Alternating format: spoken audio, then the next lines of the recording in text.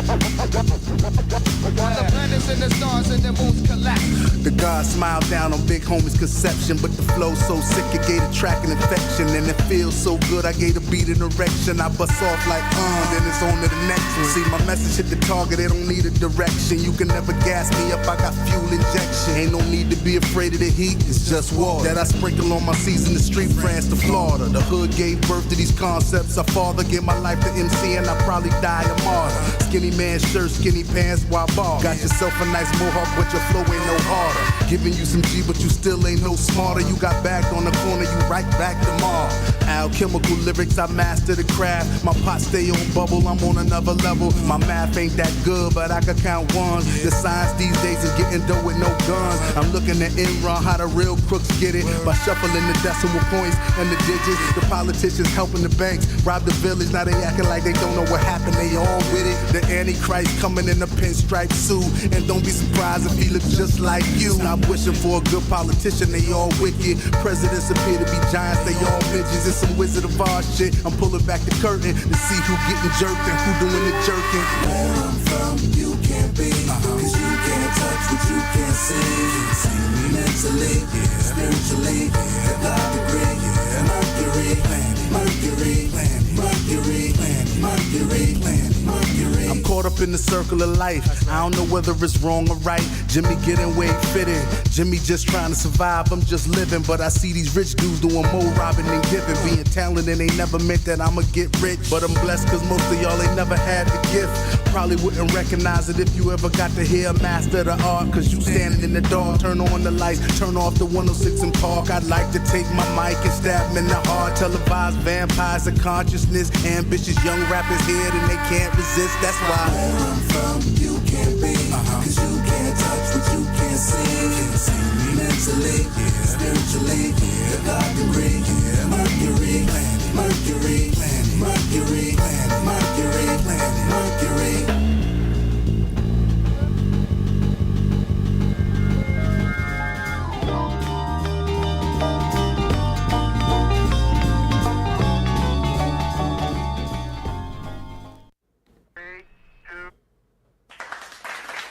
Yo, you know what it is. It's your boy Worldorama. GRINDHARD TV podcast as usual. You know, every Sundays, 4:30 to 6:30 or 5 to 7. You know, we own this so we can do what we want. That's just how it go. But we got a special guest in the building today. That music that y'all heard me playing and opening up the show with, it was from Gemini, the gifted one. Make some noise, y'all. Yeah.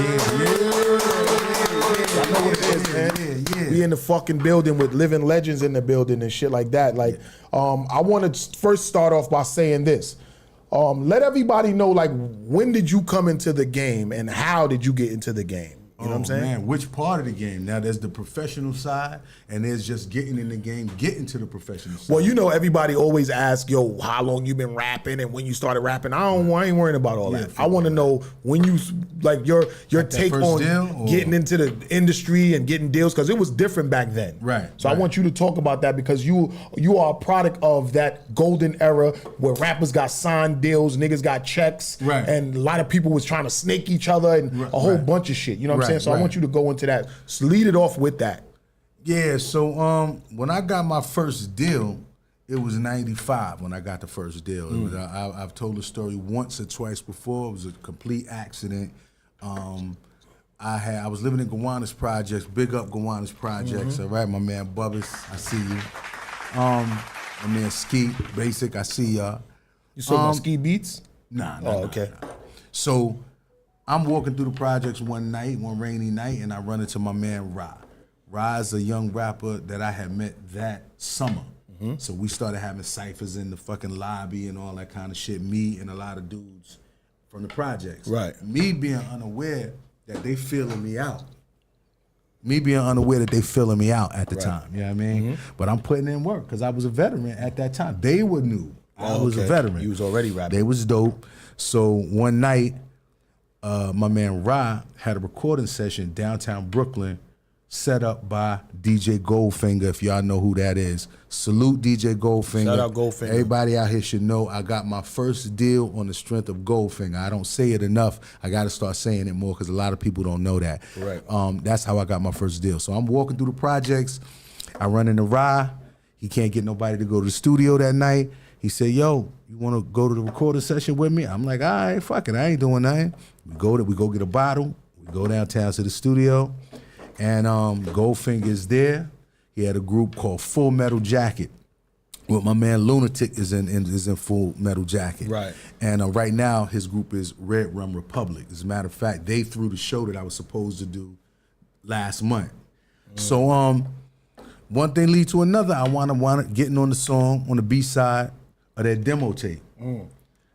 Back when they had demo tapes. And they took the demo tape to the A&R at Polygram Mercury. The A&R heard the shit. He was like, who's that dude right there? They like, that's Gemini, the gifted one. I don't even know if I was the gifted one at that time, but he's like, yo, can you bring him up here? I know who that is. He shot the deal here last year. Oh, so they did remember you. Yeah, I didn't get the deal because of a dude that I was in the group with. They didn't like him. Oh, so they didn't sign us. Look at so that they shit. didn't like him. That happened a few times with that dude, but they didn't like him. So I didn't get the deal. So when he said my name, the A&R was like, yo, can you bring him up here? Brought me up there over sessions and sessions and sessions of freestyle sessions. Me, Pharaoh Marsh, Prince Poe, Lord Tariq, Lunatic. It's a bunch of us up there. Every Friday after work is a bunch of us up there. And that turned into the offer for me to get my first deal.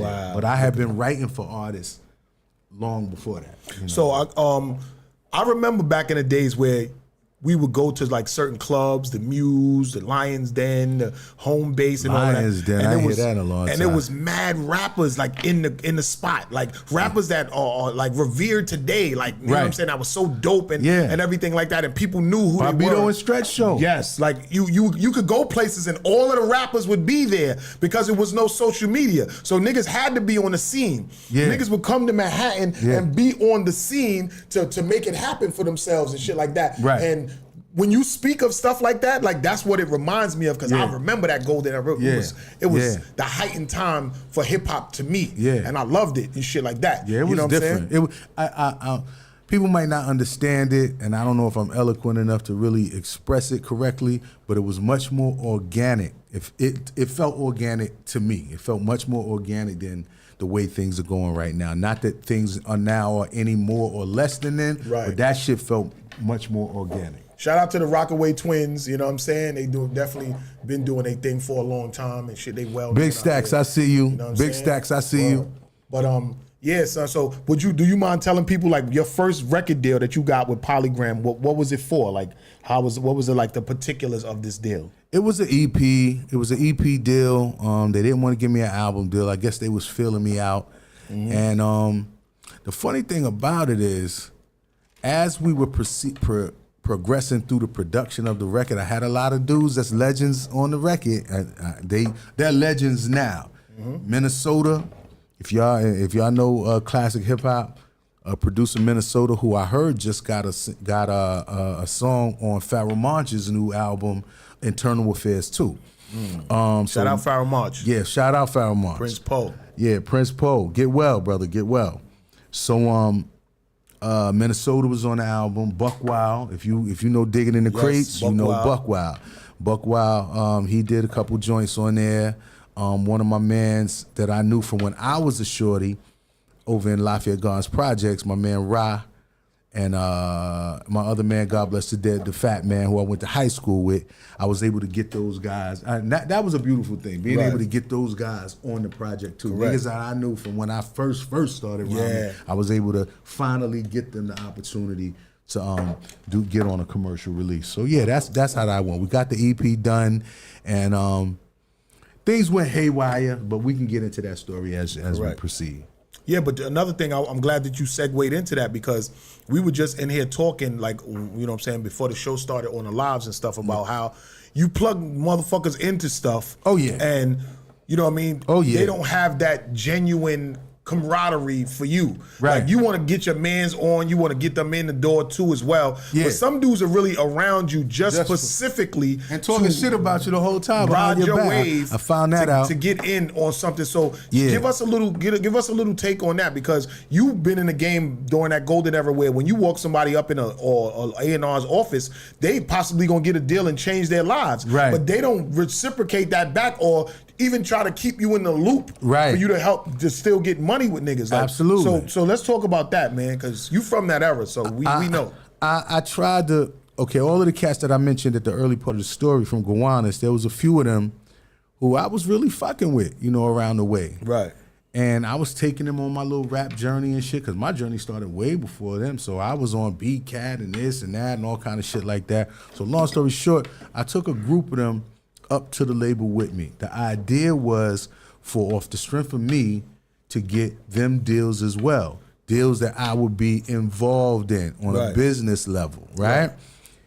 One day I find out that they done been coming up to the, well, I guess they already got the number on the low of my A&R, and I find out that my A&R is trying to produce a project with the groups and individuals that I brought up there to try to get a situation for them and myself. And so I find that out. I was kind of pissed about it, and we all kind of fell out behind it. But what they didn't understand is the label had already had a financial investment in me. This a business. They wasn't going to fuck up the money that they already put in the project to make this project pop, because y'all niggas is down with the A&R. Right. So once I separated myself from that project, and then the A&R left the label, they shit was pop after that. Oh, see? But now the relationship between us is pop too. So anything that I do going forward, y'all can't participate in. I'm not gonna bring y'all in, because y'all was trying to do something and cut me out where I was trying to cut y'all in. And I don't think you was wrong for that, because you what's that saying? Fool me once, shame on me. Fool me twice, then I'm an asshole, a dumb motherfucker. So when you try to plug motherfuckers into situations, because dudes will be around you and they'll try to act genuine all day, like they genuinely there for you and shit like that. But a motherfucker really only want to get in off of your coattail, off of what you have to offer, and then they want to make it their situation, and don't even hand down like some type of gratitude or anything like that. Because if I plug you in a situation where you now plugged into a better situation that you was at, and you getting money off of it and everything like that, yo, I need people to, you need to let me know, first of all, that you doing that. Second of all, whatever you getting off that, I want in. I want in. Like, and I'm not wrong for that. I'm not wrong for wanting in. You're not wrong. And this is why a lot of people sign niggas to these contracts. And people be mad saying, oh, this nigga jerked me with my contract. But yo, was you gonna jerk him first? Because you was gonna jerk him first. If he didn't sign you to that Raping You Records deal, you was gonna get in that situation that he plugged you into and jerk him out of a situation. That's a fact. The fact that he signed you to that Raping You Records deal first, he got you first. So you gotta understand, it's not always, like a lot of people be complaining about them deals that they got through Diddy and all that. But if Diddy didn't sign these niggas to these deals, y'all niggas would have got on and said, fuck this nigga. Now I'm not condoning all of the shit Diddy did, but yo, it's a business first. And you gotta keep your shit business savvy. Because it's always a nigga that'll try to cut you out of something if you don't get your shit solidified in the beginning. But bust this, you know what? I think before you even get to the business, I think the shit is so corrupt, or started being so corrupted at that time, that people forgot what friends are. They forgot what friends are, how friends business with each other, right? No, there's no friends in there. But guess what though? You know what I mean? It's that way because we participate in the fuckery. If I don't fuck you, right? Say me and you go do something, this, and the third, I'm like, well, my man got a show over here, that, and I'll plug you in with him, and then shit pop off big for you, right? You can always say, yo, I gotta make sure Jim get a little piece of that. You can do that. The business, the way it is right now, dictates that it's not done that way. But if we participate in that other man's fuckery, that's why we wind up fucking ourselves. Because when the bottom fall out, what go up must come down. And when the bottom fall out, you ain't got nobody that's there for you now. You have nobody that's there for you now that's gonna be like, now that's my man, blah, blah, blah. Niggas is like, fuck that nigga. And now it's a wrap. But see, that's the problem with a lot of you bottom feeders. Y'all are getting good with a dude that's connected, like myself, like you, like Math, like, and y'all will see something. Y'all will get connected to somebody that y'all feel is bigger than us. And then y'all will jump ship and shit on the people that plugged you. But in all actuality, I'm still the plug. You really don't know how strong my arm is until you fuck it up and you realize that you can't go nowhere without me. You can't. And that's just what it is. Yo, we GRINDHARD TV podcast. We here with Gemini, the gifted one. If y'all got anything y'all want to say about the topics we talking about, y'all can call up 516-540-1684. 516-540-1684. We will bring you in Tim, right now I on see the you. live. I see and y'all you. can talk about everything that we talking about because we're veterans in the game and we've been doing this shit for a long time and we've been through a lot of trials and tribulations Absolutely. of working with people that we thought was our friends, people we thought was loyal ones, genuine people Absolutely. that we wanted to help genuinely, and motherfuckers really only wanted us to plug them in so they can go and shit on us to get themselves in a better position, and it turns out not even working out for them. Yo, word, you know what I learned? This shit crazy right here. I learned that dudes wanna be you. Yeah. They don't just want the opportunities that you can present them so that they can rise of their own volition or whatever the case may be. They want your spot. Like, I'm here and he's gone because I think I'm better than him. They want to be you. And I've experienced that shit from different hoods over multiple years where I'm around people and it becomes evident, oh, you think you better than me for whatever reason, that's fine. Right. But you think you should have the spot and the opportunities that I've worked for. Exactly. Nobody gave me this shit. Right. You was in the crib.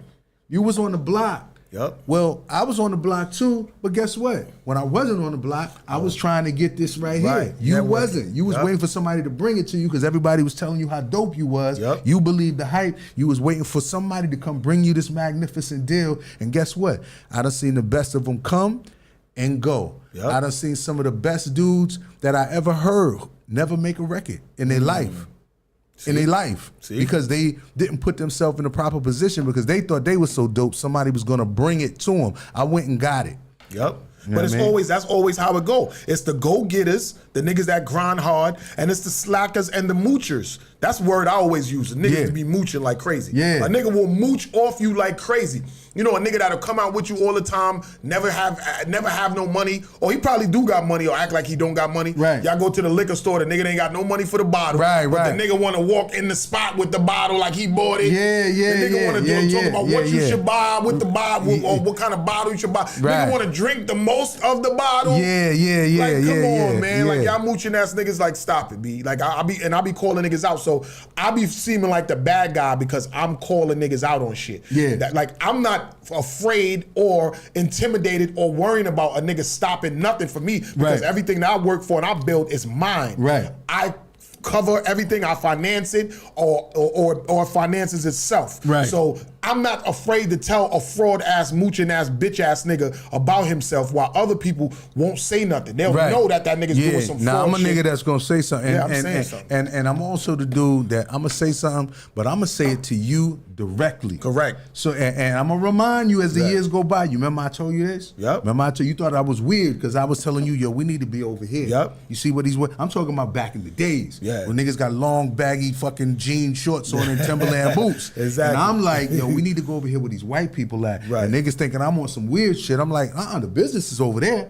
Exactly. We can come back over here and do this fuckery that we do every day, but the business is over there. You And gotta so I'm remember, going a lot of over there. niggas wasn't business savvy back then. When we was back in the days drinking 40s of OE and Thaney, 64 ounces. all that shit. Like niggas 64s. wasn't privy to going up to Manhattan to these labels. I was. I was too. Yeah. And I understood that. Yeah. But I noticed that when I brought niggas in and they started seeing a little bit of the shine and Right. the fame, or just sitting in offices with these rich people and looking at people's big plaques, platinum plaques on the wall, niggas would start saying, well, fuck this nigga world. Even though they know they couldn't get away with that with me, Right. they'll do some backdoor under the table Right, shit. right, You know right. what I'm saying? And it wound up, some niggas it worked out for, Right. but in everything in the dark comes to light. Yeah. And whatever you got on an ill conscience, it's gonna fucking fuck up. It ain't Yeah. gonna always be good for you. Yeah, You know what that's I'm a saying? fact. And that's a lot of niggas that, like a lot of niggas that signed to Diddy, and I don't want to keep going back on this Diddy shit, Right. but a lot of niggas that signed to Diddy, somebody plugged them with Diddy. Right. And when they got with the nigga, they thought, oh, they fuck, shitted on that they dude. shitted on that nigga. Yeah. But then look what you had to do to stay with Diddy. Yeah. You had to compromise your manhood and your integrity to Yeah. be with this guy Right. when you could have been a stand-up motherfucker. And that didn't last. And it didn't last. And that didn't You know what I'm last. saying? And You know that's what the I mean? problem and shit. And that's why I'm happy to have you in the building, because you're from that era. Yeah. You know what I'm saying? Like, I and am. and I know you know about a lot of stuff, and you could understand and relate to the shit that I've been going through and been talking about a lot. Yeah, okay. Because nowadays, being the fact that the internet is so prevalent right now, Mm-hmm. A lot of niggas that do fuck shit and then they'll post shit like they so holier than thou. I get in niggas' comments and I'll be blowing them up right in their comments for everybody to see it. I'm not no hiding type of guy. Right. I'm gonna blow you up on your comment. If you talking like you such elite on your shit and I know you a fuck nigga, I'm getting in your comments and I'm gonna say it. It's gonna go crazy. Your shit gonna go viral for me saying something in your comments because you talking shit about people, but everybody knows who you are and what you are, but nobody's scared to say nothing because they looking at this nigga as a gatekeeper. Yeah. When he ain't really no gatekeeper, he just a burger ass nigga. Yeah. You know what I'm saying? And that's just what it is. So I look like the bad guy because I'm always saying how I feel about burger ass motherfuckers. Right. You fucking hamburgerless niggas, stop it. You know what I'm saying? Yeah, We man. got Gemini, the gifted one in the building, GRINDHARD TV podcast. If y'all want to say something about all of the shit we talking about, call up 516-540-1684. We in S Street Media Studios. You already know what it is. You know what I'm saying? So look, when I first heard about you, I remember hearing, I'm the gifted one. I'm the funk soul sensation. And I was a hip hop head from the very beginning. Right. You know what I'm saying? Right. Like me and hip hop is damn near like same age type Right. shit. So I grew up with it. I loved it. And when I moved from Brooklyn, when I was a young kid, I moved to East Elmhurst, Queens. Okay. Now I tell this story all the time and people know I had my OGs on here that was definitely co-signing exactly what I was saying. I was around Cool G Rap. Right. Motherfucking Eric B. Right. He used to always bring Rakim around the way. Right. Salt and Pepper, Kid and Play, Herbie Lovebug. Right. You know what I'm saying? Kwame. Right. Beat Nuts. And Right. they would bring all of the other rappers around. Right. You know what I'm saying? Okay. So I grew up on this shit. I love this. You know what I mean? All of these years, this GRINDHARD TV is in its 20th anniversary, but me as an artist, I've been rapping over 30 years. Wow. I didn't know started that. off dancing for Lady of Rage because my guy Black Russian was on here. He used to manage Lady of Rage. I was like his shorty. Yeah. She came from Virginia, came to Queens, East Elmhurst, and she needed dancers. And me and my man Young was dancing for her. I was a dancer myself. Yeah, we all started off Peace dancing. to E Boogie. Me and E Boogie was talking on Matter the of roof fact, that yeah, night. that's right, E Me and- Boogie. that's what we was talking about. So y'all was dancing for Nice and Smooth in them, right? When E Boogie and them danced for Nice and Smooth, but Okay. I was kind of like freelance. I wasn't in no group, but I just used to go to all Remember the the different dance of clubs that we used to be. Peekaboo? Yeah, I know Yeah, P. he's from East P. Elmhurst. He was the mop head. Yeah, you know what I'm saying? That's what I'm Peekaboo, Keenu, Henry, Sean and Kenny, Fendi. Cool G Rap dancers. Yeah. I need to get I think it was Kenny. Richie, Yeah. my man Richie. There was a and, lot of motherfuckers, man. Marquess, what's up? Shout out Scuba Scrap. They was elite niggas right there. That's Scuba. Shout out Johnny Famous. Shout out Johnny Famous. You know Yo, what I'm I got to saying? shout out my I need man. to get him up here. My man, they call him DJ Brooklyn Rich now. He used to dance for everybody, but I remember when, I remember this shit vividly. When EPMD came out with that "You Got to Chill," Oh, that was and my shit. niggas was in there doing it. Yeah.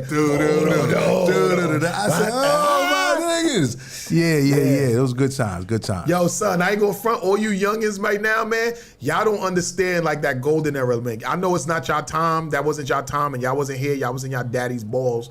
But yo, that time, y'all missed that shit, man, because it was a flourishing time, and checks was getting cut like crazy. I Yeah. ain't gonna hold you. Like That's you right. going up in a That's a label. fact. Like nowadays, labels is struggling. They killing niggas with the streams and all that, giving niggas less than a half a penny for shit. But back then, when you walk up in a label and like what he was saying, he would bring dudes up to the label. Yeah. Labels was cutting checks and giving niggas over 50 to 100,000. If you was Niggas dope, getting that money. If nigga. you was They dope, or you had something Yeah. different. If you was dope, or you had something different. Yeah. You can get a deal. But you had to prove yourself. See, at that time, you had to prove yourself. Facts. We're living in a time now where you don't have to prove yourself. You could just go viral online. You could just go viral on whatever. You don't have to prove yourself. At that time, I used to call it, a warrior priesthood class, because you had to prove yourself to even be in the spaces with niggas who was really nice when it came to rhyming. In other words, this is something that I think a lot of young artists or younger artists don't know because nobody told them.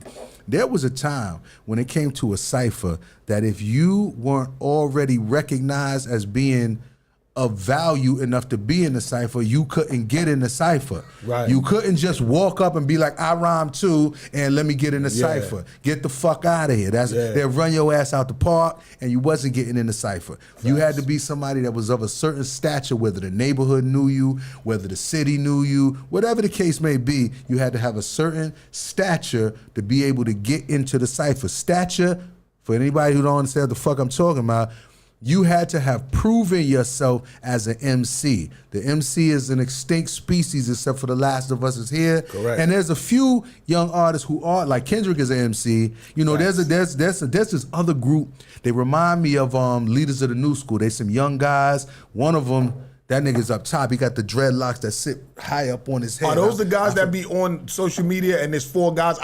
Aren't they the kids of like Wu-Tang members? No. It was what you call it, from California. I love these dudes. I can't remember their these niggas name, is fire. but I love these dudes. But And they be I'm sitting saying at a that to table say, and they all be rapping? Yeah. Them And niggas there's is one of them dope. that go in. Yeah, And he yeah. remind me of myself. He remind me Yeah. of Busta Rhymes. He remind me of myself and shit like that. So there are some MCs around. What I love is, and I gotta say this, I love the fact that we've come full circle and entered into a space where MCing is now revered and respected. So you can have a hot record, nothing wrong with that, get your money, but we in a time now where there are some younger cats who are trying to be nice with the lyrics and have a hot record, not just have a hot record. Right. If you get your money with the hot record, I don't give a fuck. Mumble, whatever. I ain't on that bullshit. I ain't on that hip hop bullshit. But I'm gonna definitely give a salute to the dude that's trying to make quality music, and he's spitting lyrics, and he got delivery, and he got a voice, and all these other elements of MCing that are not discussed, so dudes don't even know that they're relevant. Because I can go down the lineage and show you, well, this nigga had the dope voice. This nigga had the dope voice and the dope delivery. This nigga had a dope delivery, but he had a weak voice. This nigga had the songs. This nigga had the hooks. This nigga had the subject matter. This nigga had, there's areas and there's levels to That this nigga shit. Guru said it in one of his songs, R.I.P. Guru. He said, it must be the voice that gets you up. Yeah. It must be the voice that makes you ill. If you ain't got the voice, you better just chill. Yeah. and dudes, these little principles are not discussed openly, so that some young dude can hear it and be like, oh, word, I never knew that. So there's levels to the era of the MC. It has returned. I don't know how long it's gonna last. I but think it's gonna be here I for know a while. I'm taking advantage of this shit. Yes. That y'all made a space where now, and I'm gonna say this to you. I don't know if you noticed it, but you might have noticed it.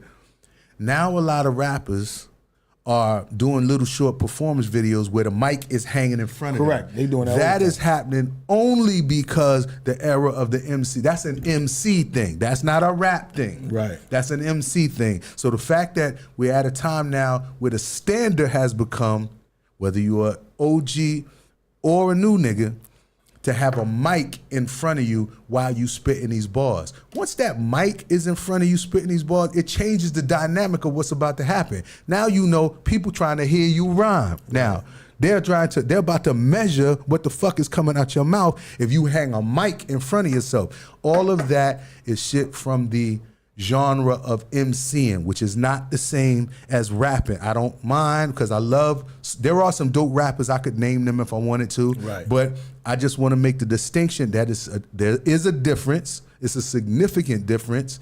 Kendrick is proving that right now. Thank you, Kendrick. He's up front proving that. Thank you, Kendrick.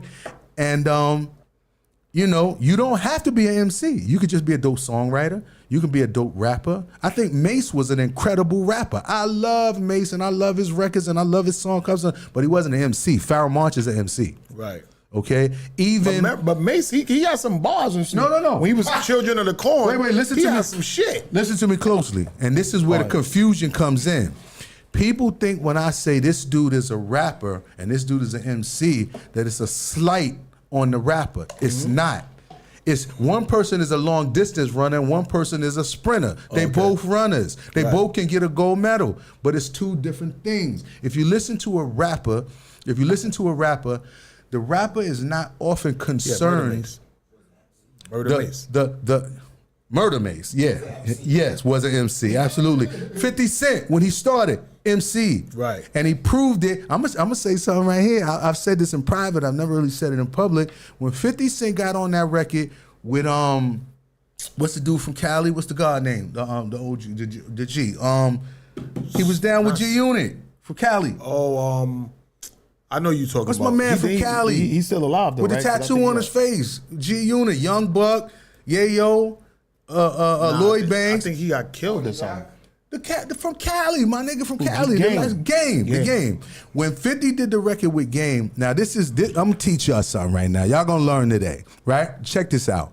Most people never even understood the distinction of what took place on that record. So on This Is How We Do, 50 spit his shit, right? Beat Crazy, 50 spit his shit. Game spit his shit. I'm not even gonna go into who wrote what because, you know, to my understanding, 50 helped Game write his part or he wrote his part. I'm not even talking about that. Hook. Right. I'm not even talking about that part.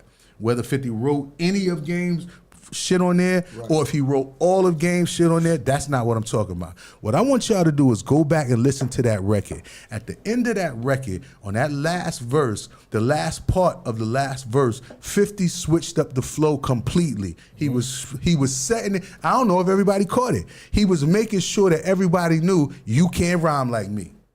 If you listen to that record and you listen to the verses, listen to the last portion of 50's last verse. He switched up the entire flow. The first time I heard it, I said, "Oh, he not playing."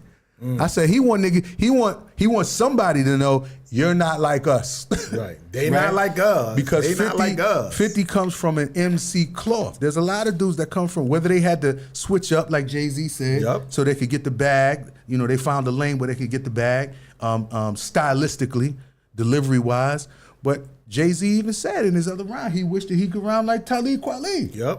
He rhymed like, he said, since I got the money, I ain't rhyme like Common Sense, or I wish I could rhyme like Common Sense. Right. But some, and I ain't rhyme like Common Sense. These are dudes who were schooled and well-versed in the art of MCing. MCing is an art. Rapping is an art as well, but it's not as technical as MCing. An MC, and I'm not saying you gotta be MC. Please don't start writing in, fuck the MC shit, that's old shit. I want you to understand. Y'all can call up and say how y'all feel right now, 516-540-1684. Yeah, please do. Call up. You're gonna learn today. What? Because what I'm trying to tell you is this. As dope as you are as a rapper, which there's high level rapping, an MC is more technically proficient than a rapper because the MC is always testing the waters of how to say what it is he's trying to say. Not just the concept, not just the context, but the technical delivery of the concept and the context. That is two different things. So if I'm a dope MC and everybody love my shit is fire, I'm like ba-da-da-da-da, and da-da-da-da-da, and ba-da-da-da-da-da-da-da-da-da. Niggas like, oh, this nigga's fire. And then the next nigga come and be like, ba-da-ba-da-ba-ba-da-ba-ba-ba-ba-ba, and say the same thing as you, ain't got a voice, ain't got the technique. I'm telling you live, I've seen this shit 100 times. I remember, I ain't gonna say the names, but I seen a successful MC rapper here in New York go to London. He went to the record store down there. I forget that part of downtown London, in the center of London, but my man's had a record store over there, and they used to have these ciphers. And I forget the artist's name, but if I knew it, I wouldn't say it on the air. But he came down there, and he got aired the fuck out. And this dude was known for having bars. I'm gonna tell you in your ear, you gonna bug out. So I'm gonna tell you something even better. This dude was known for having bars. He came down there and they had nothing but MCs. Nothing but. These niggas ain't had no records or nothing, but these niggas were MC. Aired him the fuck out. I remember being at the new music seminar when they had it at the Sheraton Hotel on 57th and shit. And I remember back in the days, me and Prodigy was real tight. You know what I'm saying? You see, I did the Queens Get the Money record promoting my guy Prodigy. And I remember back then Supernatural was like the number one. That's my dude. He was the number one freestyler nigga that was the everybody thought was the best. I even booked him when I worked for Mad Soul Clothing. We had him come down to Vegas one time and do some shit. I knew that before we got him. When we was at New Music Seminar, and the first time Prodigy and Havoc performed Shook Ones, Nat Fisher was there. Right. And you know who got on the stage to battle him? Craig G. And that first battle, Supernatural ain't had nothing for Craig G that day, but boy. Craig G is the punchline king, so he gonna air you out with the punchline. I'm telling you, Craig G you out with the punchline. Him on that shit.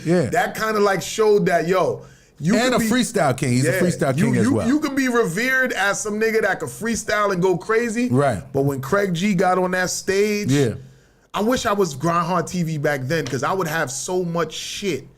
Like, I would have so much content of shit of niggas that was like, this is iconic shit. Like all of these little stories that we have in our brain that we can talk about. Yeah. I swear I wish I had my cameras rolling back then. Right. Because I've been in the game over 30 years, but at the same time, GRINDHARD TV is only 20 years old. Right. You know what I'm saying? But it's so much content with before these 20 years of me doing GRINDHARD that I was around and I was there for, and I could have had that content for, and I wish I fucking filmed shit. You know what I'm saying? Yeah. Word up. But look, I want to play something real quick, and then I want us to discuss this, and after that, we're going to go into some music, your music actually. Okay. But I want to play this, and I want to get everybody's opinion on it. Don't forget, y'all can call up 516-540-1684. Call us up. Listen to this right here, y'all. Not be competing with Ice Spice. Why is Nas on the same chart as 310 Baby? 310 Baby graduated high school yesterday. It was on the internet. Left, right, baby, let's do it. Yeah. How the fuck is he on the same chart that if Too Short dropped tomorrow, Too Short has to compete with a kid who just finished chemistry homework? There need to be an adult hip hop. That's a part of the Flex problem. You want to know why Flex was going at me? It's because he was scared of his spot. Mm-hmm. He's scared of his spot because he's like, there's a nigga running so fast, he's going to take my spot. But the problem is that Flex goes, there's one spot. There shouldn't be. He's an icon. He should have graduated. But where does he graduate to? Why can't Noriega drop a new song? Why can't Snoop Dogg drop a new song? Why can't Jay-Z, Nas, Styles P? Why can't they drop new songs? Because they don't want to be competing with these kids and putting out an album and be like, Sheik Luch does this amount. It's not fair. They're not even aiming for the same demographic. But in all fairness, we are seeing people like Killer Mike have like be in positions where you can win. You're Killer older. Mike won at the Grammys. Killer Mike did not win to the masses. His records are nowhere. The people are not playing it. They're not in the club. They're not getting embraced by the younger demographic. Killer Mike's record got highlighted by the music curators of what the Grammy board is.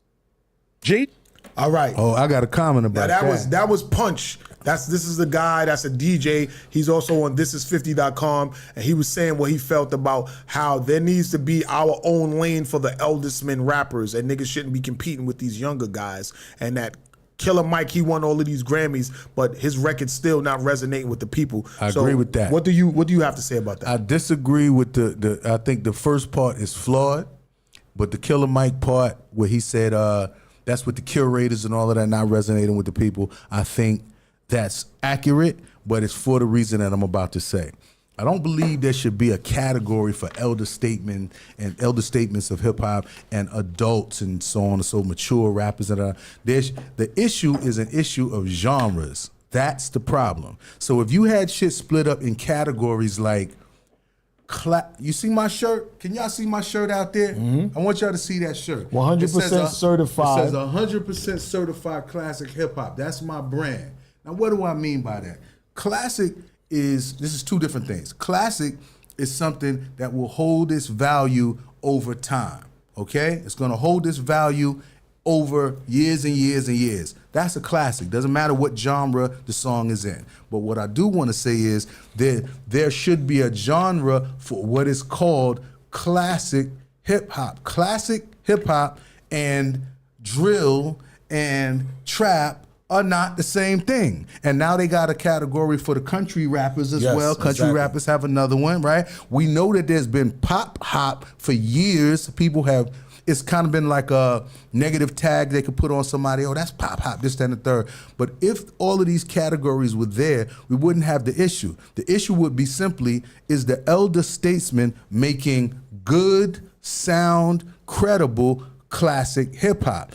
And is the young cat that's coming in or the newer cat that's coming in, if he's making classic hip hop, is it good, sound, classic hip hop? Not if he's old and he's young, because we got this ageism thing that's going on, and I see it all the time where a young dude will come along and do the rhyme style of somebody like Too Short and nobody say nothing, and then an OG come along and do the same style, like that's the old shit. What the fuck happened? It's the same exact style. There's nobody coming forward saying, let me play these two records for y'all. And play the two records and say, that's the same rap style as this dude was doing 20 years ago. So it can't be invalid here and valid here. Correct. The question is it a good record? Is the OG Statesman making a good record in his genre? If the genres were defined, it wouldn't be an issue of who's young and who's old. It would be an issue of what's good and what's not. And that goes for every genre, because 20 years from now, the country rap shit that's happening right now, there's going to be dudes who are elder statesmen in that, and then there'll be some new dudes 20 years from now. The question should be, if that new dude, if the OG makes the record 20 years from now in that same lane, is it a good record? It's not valid because he's an OG. That's what's happening. What's happening is ageism, and people are getting classified as this or that based on two things. One, being an elder statesman, right? You're already getting pushed to the side. That's ageism. Right. And then they're not even listening to the quality of your music because you've been aged out. That's what's happening. So I'm the first to say, if an OG make a record and I don't think it's fire, I ain't gonna blow him up on the air. But if me and my man are sitting there talking, I'll be like, I don't really like that record. I love that dude's catalog, but I don't like that record. But guess what? Listen closely. If a young boy make a record in the same category and I don't like it, I don't like it. It don't matter if he's young. It's not dope because he's young. That's where we at right now. They acting like it's dope because he's new. And so nobody's calling it for what it is. You dig what I'm saying? And then also, a new cat can make a record with the wackest rhymes in the world, wackest rhyme style and wackest rhymes in the world.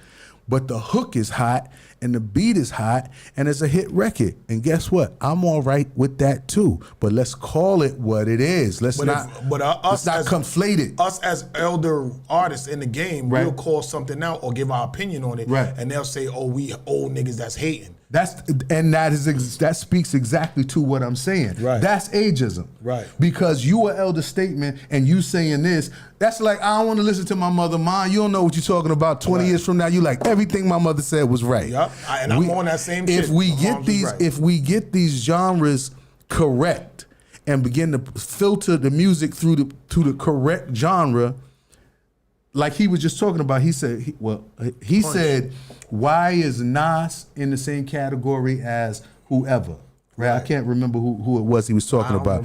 He said, why? But it's a new artist, right? He said, why is Nas in that in the same classification? That's the problem. It's not that Nas is older and the person is younger. It's the two songs don't go in the same lane. Right. That's the problem. The fact that whoever the powers that be are doing that, I think they're doing it on purpose. I think they're doing it intentionally to make whatever they want to bubble to the surface and make the money, get the money. So they aging us out because Nas, the style of his record, not the age of the artist, the style of his record has a lane. So if that other artist that he mentions, music does not fit in that lane, now we got to ask the question, why are they in the same lane? That's the problem. But I also think about stuff like this because Nas to me is my favorite. Right. And I still think lyrically, a lot of these young boys can't fuck with him. Right. So even though Nas is older, he's still out rapping a lot of these young boys. Like for instance, last night I was at an event, right? And it was like a kind of like a competition. I was actually there as GRINDHARD TV, but I got music out. Right. You know what I'm saying? The Link Between Volume 8 out right now on all streaming platforms. July 28th, the release party, pool party is coming up. You're invited if you want to pull up. Absolutely. You know what I'm saying? And shout out Scenario from Power 105. He's on Power 105 5 days a week or whatever. He was there, one of the judges that was there. Shout out Itsu, shout out Lazarus and everything like that. And we were all there. I did my thing. It was a couple of other golden era sounding artists there. Right. But then a female came in there, which I like her too. She sounded dope. She looked as sexy. She had a little leopard print short skirt on and was dancing and doing her little movements and shit. Right. And she the one that won. Right. Right. So now Scenario is going to actually start blasting off her record and doing things of that sort or whatever. And she came more so at the end. So everybody was in there vibing, doing our thing. And when she came in, she did her song. To me, she sounded like a mixture between Nicki Minaj and Ice Spice. But she did one of those, I think she did the Material Girl sample over.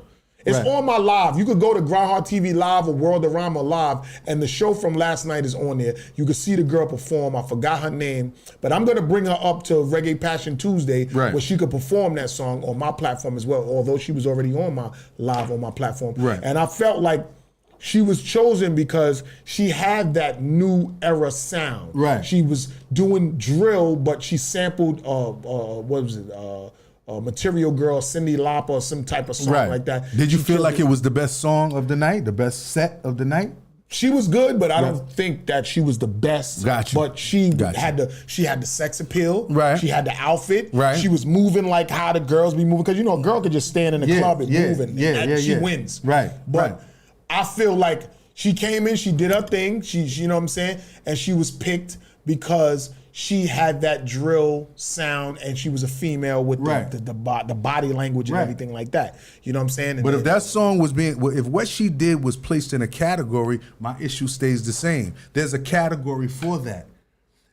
The other cats that you're talking about, including yourself, there's a category for that too. Right. The two should not be in the same category because it's not being honest. It's not about being fair. It's just not being honest. It's like taking one style of some type of rock music or whatever case may be, heavy metal, electric rock music, and then you're gonna take somebody who make what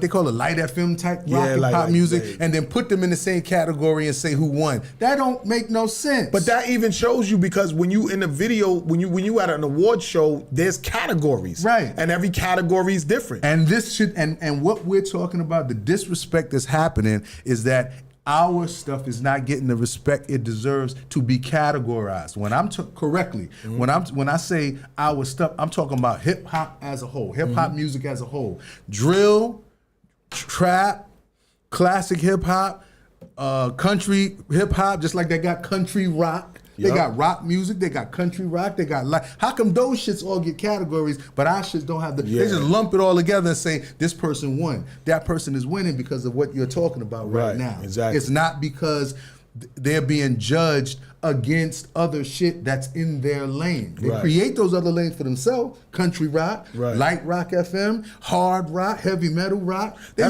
make them lanes for themselves, but not for us. Right. That's like that country artist that just got on. He's like 40 years old, and he was in one of the award shows. He was like, it's ironic how my 40-year-old self could sit right here and win all of these awards and stuff like that. Like he never thought that he would be able to make it and do what he's doing at this age that he's at. But there's really no age limit on creating content and blowing up. Like they say, of course, fucking what's that dude named Bruce Springsteen just made a new record with this other young dude. Bruce like, Springsteen come is like on, in what the the 70s fuck? or 80s or something like that. Yeah, I mean, you gotta. There's a through line that's happening here in everything we saying. There's a certain standard for them, and there's a certain standard that they've cast on us. The Paul McCartney can make an album right now.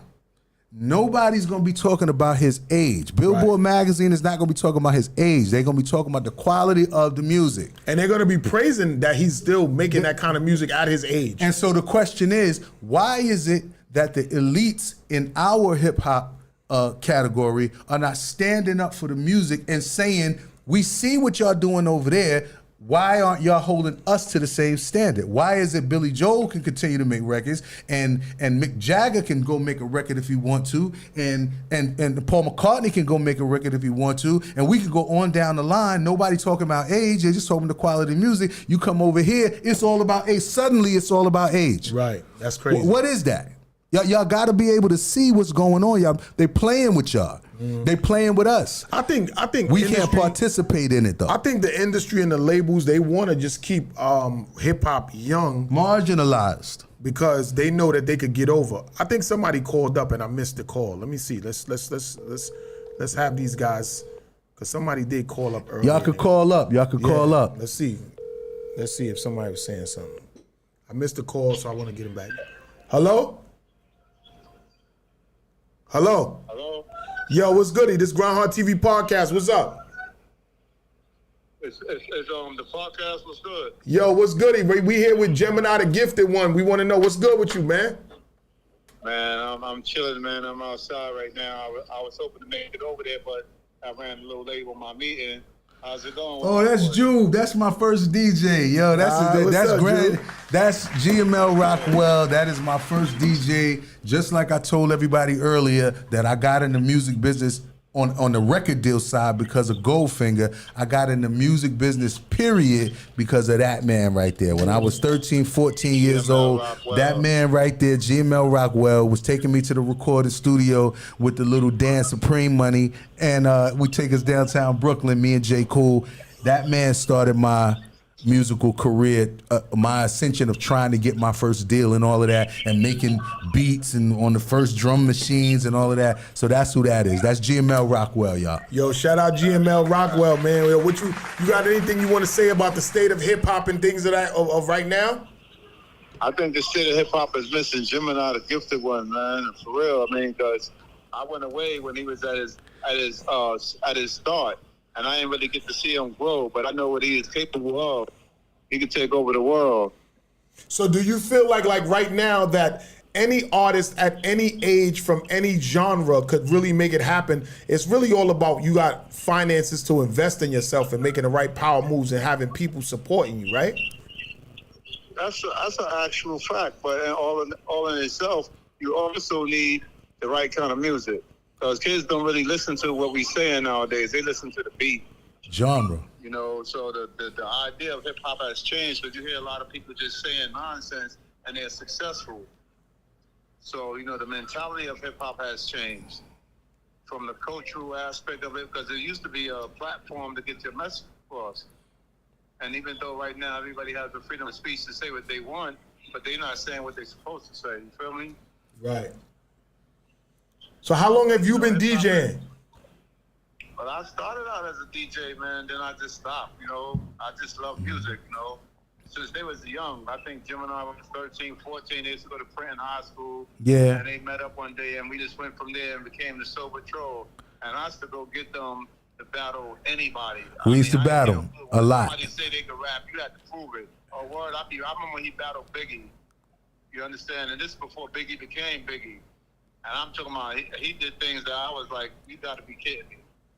Y'all heard that? Gemini the Gifted One battled Biggie back in the days. He's a peer, by the way, of Mr. C. This is Mr. C's peer. They started DJing together. Lafayette. This is a Lafayette Gardens, Brooklyn veteran right here. Him and Mr. C and a lot of those cats, they started DJing together at the same time. Shem Sean, but they don't know Shem, Jude. They don't know Shem. R.I.P. Mr. C. Right, some peace, Mr. C. Shout out Mac Wild, Mac World. You know what I mean? Yo, thank you for calling up, my guy. You got anything else you want to drop? Any jewels you want to drop about Gemini or the hip-hop culture? Man, I tell you, Gemini Big City is a gift, man. It's the gifted one was definitely the right name for him, man.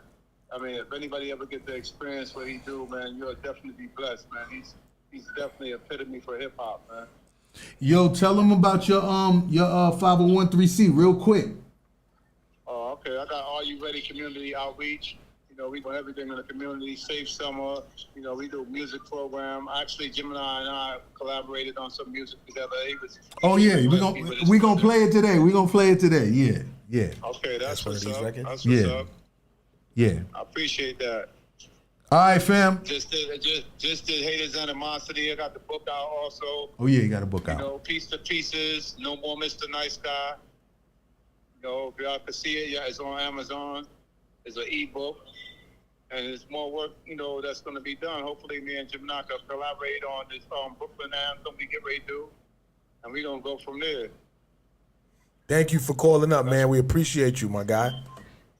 Definitely. I appreciate y'all, man. Word. Yo, if you in front of a screen somewhere, you can stream this. You can watch this. Are you in front of a screen or your phone or like you somewhere where you? My phone. That's about it. Just my Tell them phone. where you can go to watch this. Yo, you can watch it right now on GRINDHARD TV Podcast, Instagram, or you can go to S Street Media YouTube and watch it live right now as well. I got you. GRINDHARD TV Podcast. GRINDHARD TV. Got it.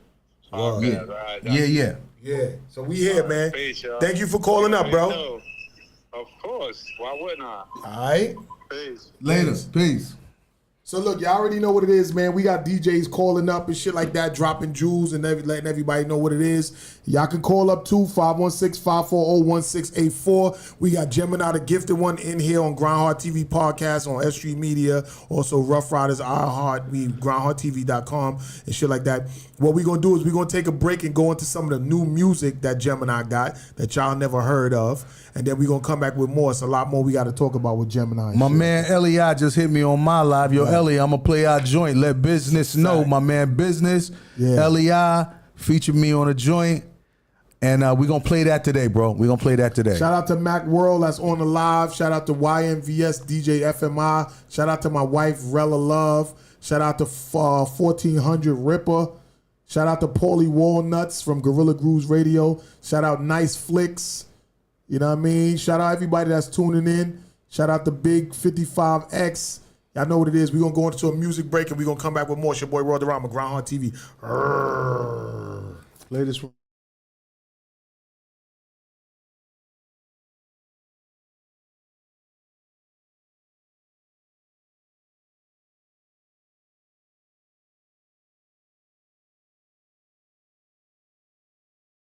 All that they take from you, that's what we gift you with. Devils and deities know what to do. I don't give a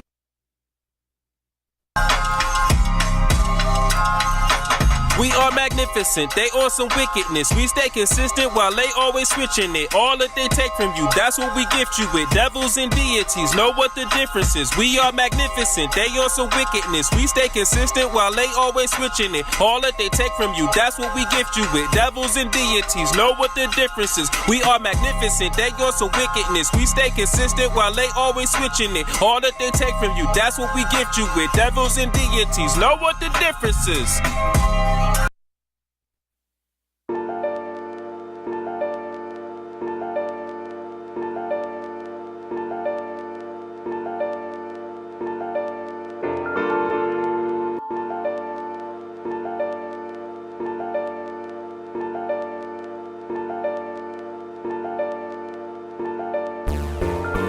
Welcome to the world of pressure. Medina, him and I, Gemini, Biz got the cleaner. Spit high pie coops on this side. I provide live vibes in the booth, never inside. 4 outside, ride the coops, never lizard. My little eye spot the booth, make them feel the world of pressure.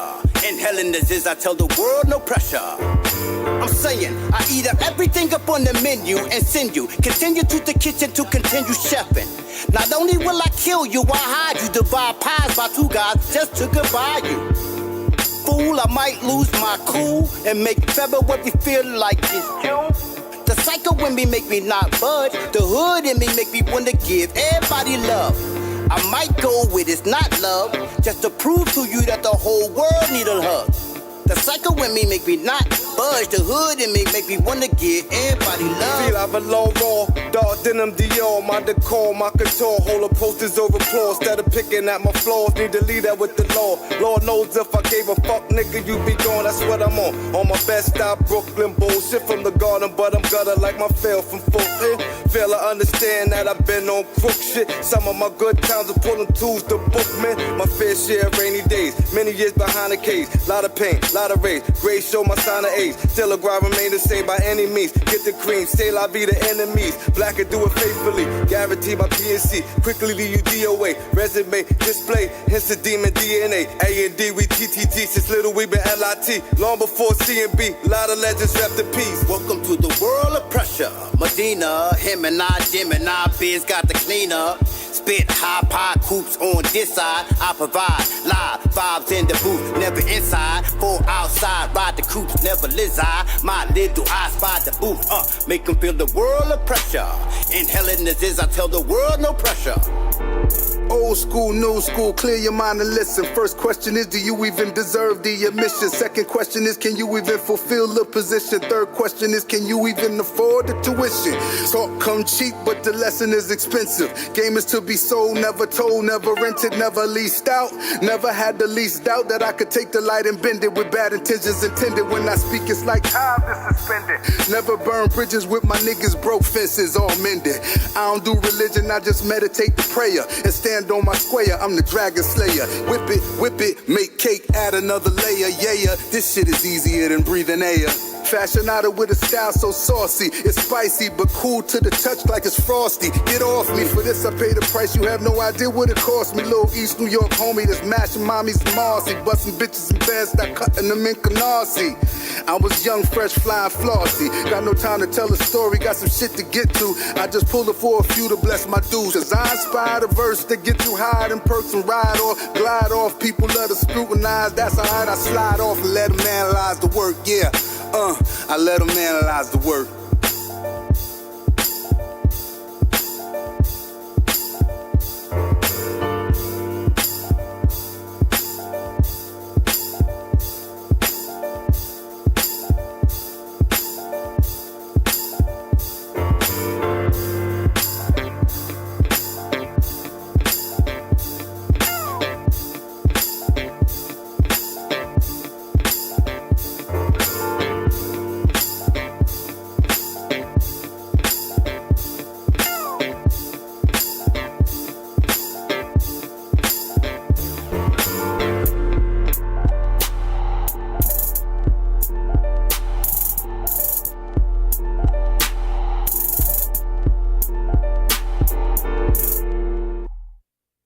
Fuck moment.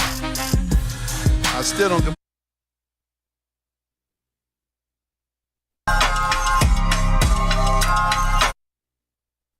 I don't give a fuck moment. I still don't give a fuck.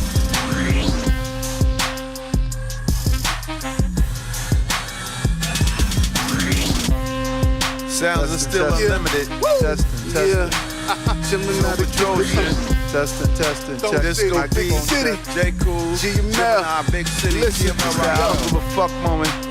Y'all gotta excuse my French, but I speak English, Spanish, German, all kind of shit. I hope y'all learning. I left Brooklyn in 97 on a 22 clip. Out of this world, my son brought me back in a spaceship. Brooklyn, they said I took it too far. Clifton and Nostra, nutcrackers out of the back of a double R. Shit, and that's when I touched down. All these years I need a bust down. I stopped smoking weed, so I don't need no Dutch now. My attitude is fucked up, I guess I'll give a fuck now. And what? The way I touch her, she said it's a plus now. What language do you speak? Russian when I fuck now. That's crazy. I guess I'm just a nut now. So when I pull up on a block, niggas duck down. And to the coast is clear. What I grossed this year, I did the most this year. Okay. Yeah. And to the coast is clear. What I grossed this year, I did the most this year. Yeah. I pop up out the bottle like a genie. Skin tone, cocoa brown, caramel, creamy. So you niggas, I was back, but you didn't believe me. Now my brim hat game crack every time you see me. My style drip, city stay lit. Usually I'm humble, but today I'm talking shit. I got a reason to be conceited. Right now I'm feeling cocky to the sisters and daddy, to the mommies and poppy. I do not do karate and I don't fuck with Pilates. But if you pull up beside me, I might just get me a body. Boy, 24/7, I'ma keep it OG. You ain't paying, nigga, you ain't getting nothing for free. The coast is clear, and I'm the host this year. And you can quote me, nigga, I'm doing the most this year. The coast is clear, I'm the host this year. And you can quote me, nigga, I'm doing the most this year. The same thing, yeah. It's like the vision in your eye socket. See me in something sick, the same thing, I got it. Black ops, I pit flocks on your block, I've been about it. Shit, I'm still that diamond that's dirty, and thousands of pounds of pressure, it don't unnerve me. And plus I'm so swervy, the chick in the whip is so curvy. Fuck that, I don't think they heard me. Said me, I'm N-O-G-E, so y'all know that my words be B-O-N-D. Golden, crash land on my foundation. Nigga, will make a scratch in my surface. Biatch, won't put a dent in the armor. I'm more like Barack, I send my shell through the llama. Get it? GML doing the most this year. Cause what I grossed this year, I did the most this year. I guess the coast is clear. Wait. Cause the coast is clear, and I'm the host this year. And you can quote me, nigga, I'm doing the most this year. Yeah, the coast is is clear. I'm your host this year, and you can quote me, nigga. I'm doing the most this year. Now your man up. Yes, I've been broke. Had a couple dollars. Touched a little coke. Now I'm squared up. I be working on them bags. Hustler with culture. I'm a merchant selling swag. West Coast, East Coast, champagne toast on them boats. Ain't no time to waste. I'm doing the most. Okay. Took a lot of losses. I decided I'ma win a little American dream. You better come on in, nigga. Yeah. Until the coast is clear. What I grossed this year, I did the most this year, nigga. Until the coast is clear. What I grossed this year, I did the most this year, yeah. Most this year, my nigga.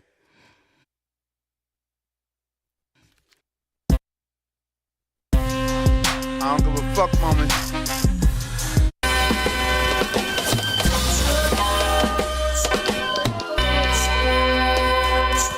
Yeah. It's war. It's war. Yo. It's a daily operation. Niggas saying fuck the world while that girl is ovulating, huh? Keep the hitters on location, speaking vivid allegations till you visited by agents, yeah. Feel the tension in the air, just envision the collision, not to mention when the evil genie appears. Grants wishes and he plants kisses on the foreheads of the dead like St. Nicholas. Paint pictures, saint sinners, yeah, it's all ridiculous. Paint dinner, hate shimmer, now you all religious, huh? It's a holy war, you only saw a fraction of it. At the recent summit, they recovered pieces of it. Discreetly covered under scandals, they released it on us. The heat's upon us, seasons warmer as degrees are offer.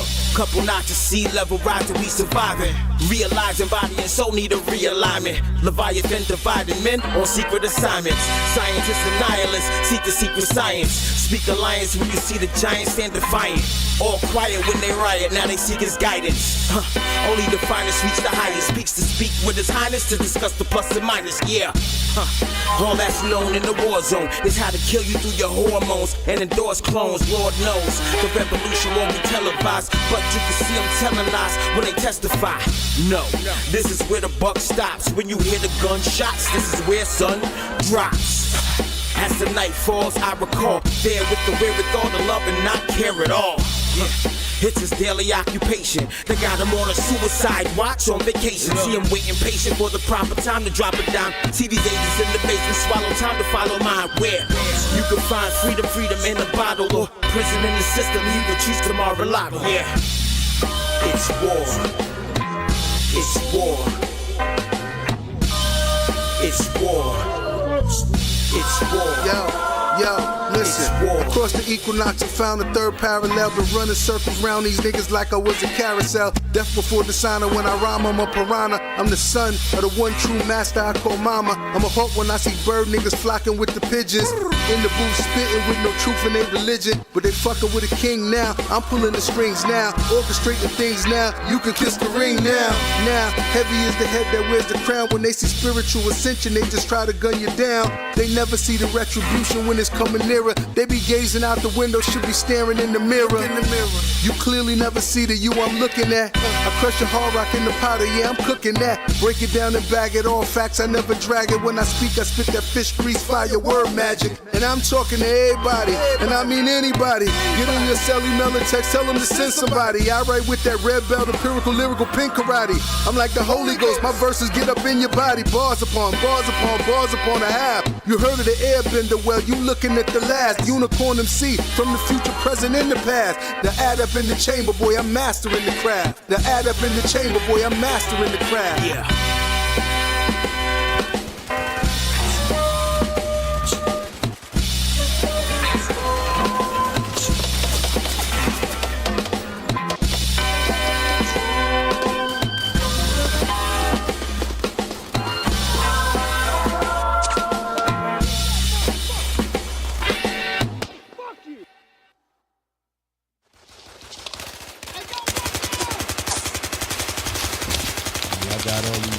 Free to play them. And then Yeah, he got it.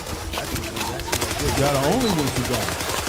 Yeah, y'all the only ones who got it. Nobody else. Hey, yo, you already know what it is. Your boy Worldorama, GRINDHARD TV podcast. We are back at S3 Media Studios. I got my special guest, Gemini, the gifted one. Yeah, I'm here.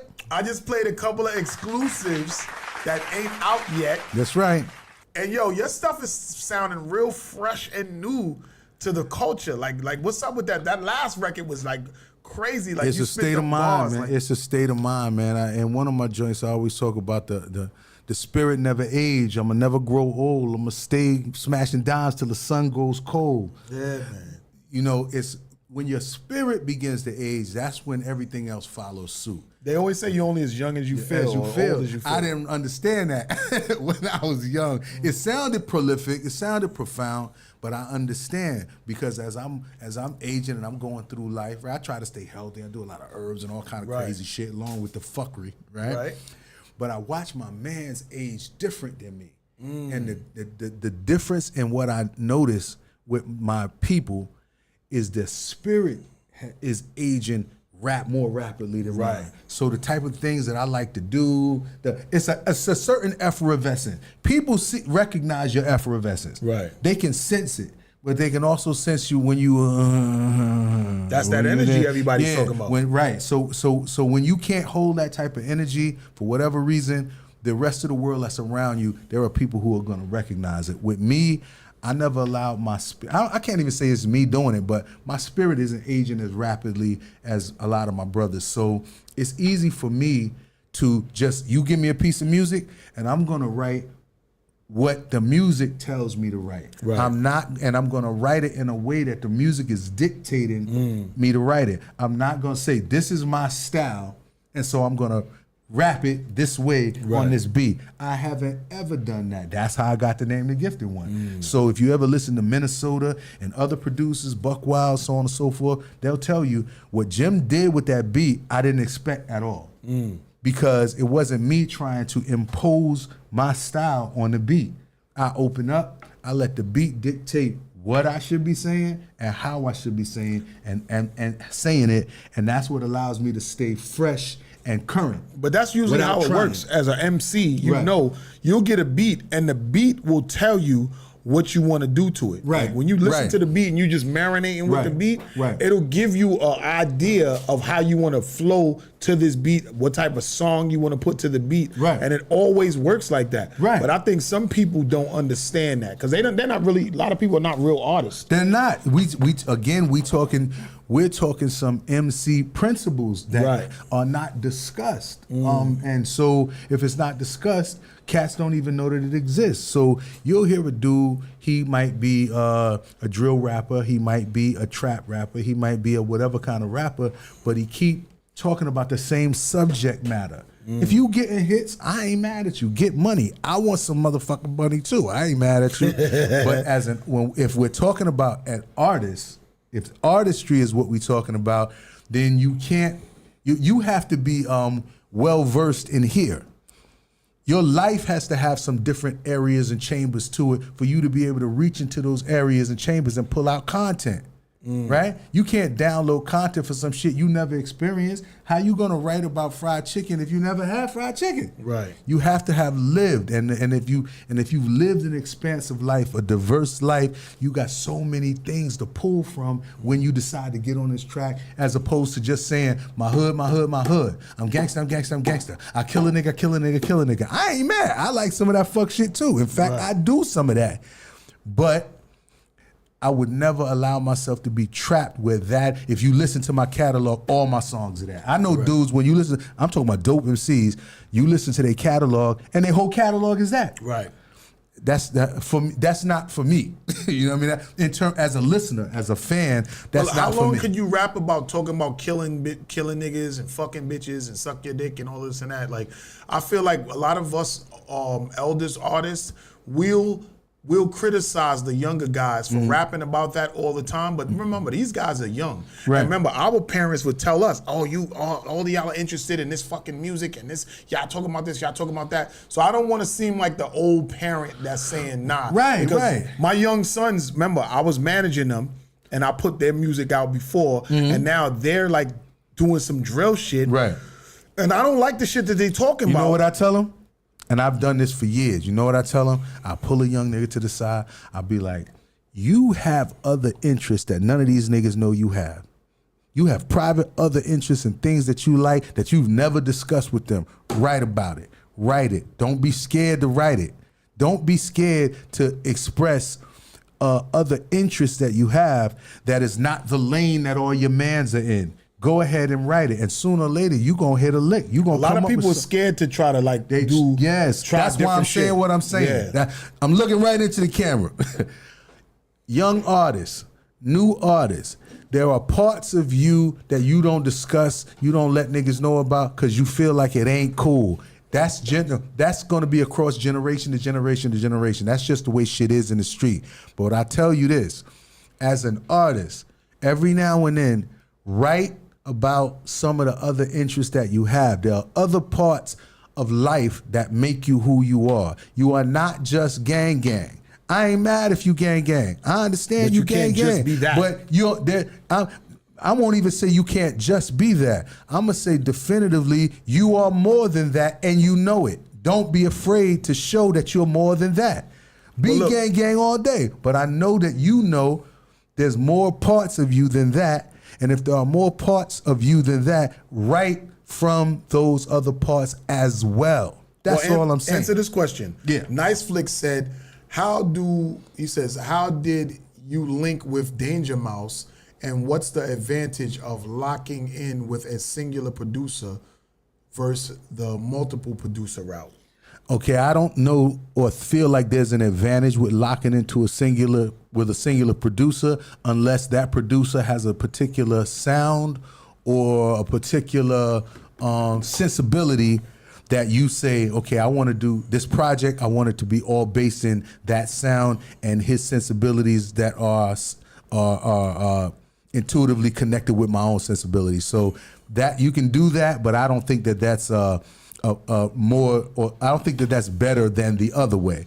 Now, how did I meet Danger Mouse? I was in between deals. I didn't have anything going on at the time. And I started working with this producer named Dub L. Big up Dub L. Dub L has done a lot of records with a lot of people. And White Boy, that's my white boy homie, right? So he takes me into the studio on 14th Street. We start a little label called Gray Bar Productions over there with Barry Lederer, and a little small independent label. And we began a dude they call Plain Pat. He used to, I think he still works at Def Jam, but he started over there with us. And we had a little team over there. C. Ray's Walls was over there. C. Ray's Walls? We was all over guy. there. Shout out C. Ray's Walls introduced me to Dub L. Working with Dub L, we put the little music out, and then Danger Mouse was in London, saw that we released this single, and contacted the office to get with me through Dub L. So it went from C. Ray's Walls to Dub L, and then Danger Mouse heard that music I did with Dub L, and then he contacted us at the office, and that's how I went and started What's up with C. him. Ray's Walls? What's up with him? I heard he was locked up the last time. I don't know if it was his manager. He was a wild boy though. I ain't gonna hold you. He was a wild boy. Wow! He was a wild boy. That boy was wild for the night. C. Ray's Walls was a wild boy. Shout out C. Ray's Walls. I remember you, my guy. Last time I seen him was a couple of summers ago at the Graffiti Hall of Fame thing they do in the Lower East Side a couple years ago. That's the last time I saw him. Shout out to Vandal Hour because they pushed the graffiti, the culture really hard.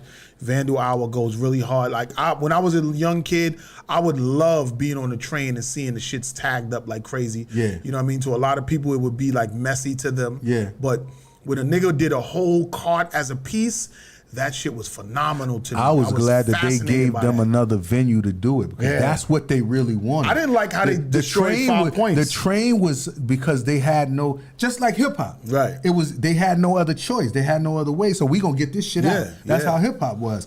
And I'm glad that it's now revered all around the world at the level of art that it should be revered, and that they have other venues. They always wanted to be able to put the big mural on the wall and not have to run. Right. Because it's respected as, they always wanted to get people to contract with them. I want you to put a mural on the side of my building. Yeah. They always wanted that from the beginning. But I love when dudes would do a whole train with some crazy shit, and you just see that shit riding through the city. It just was dope. It was kind of crazy. It was a sign of the times, for real. Yeah, it was a sign of the what? times. Hip hop culture has done so much for New York City.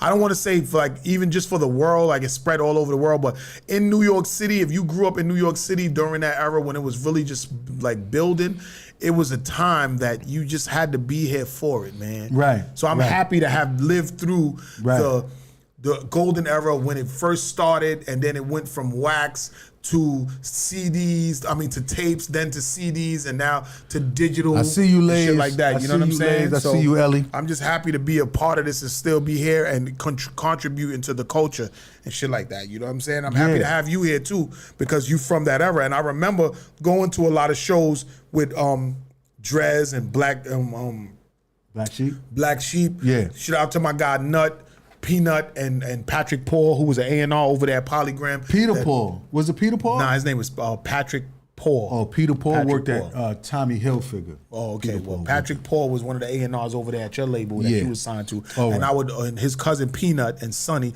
You know Hassan.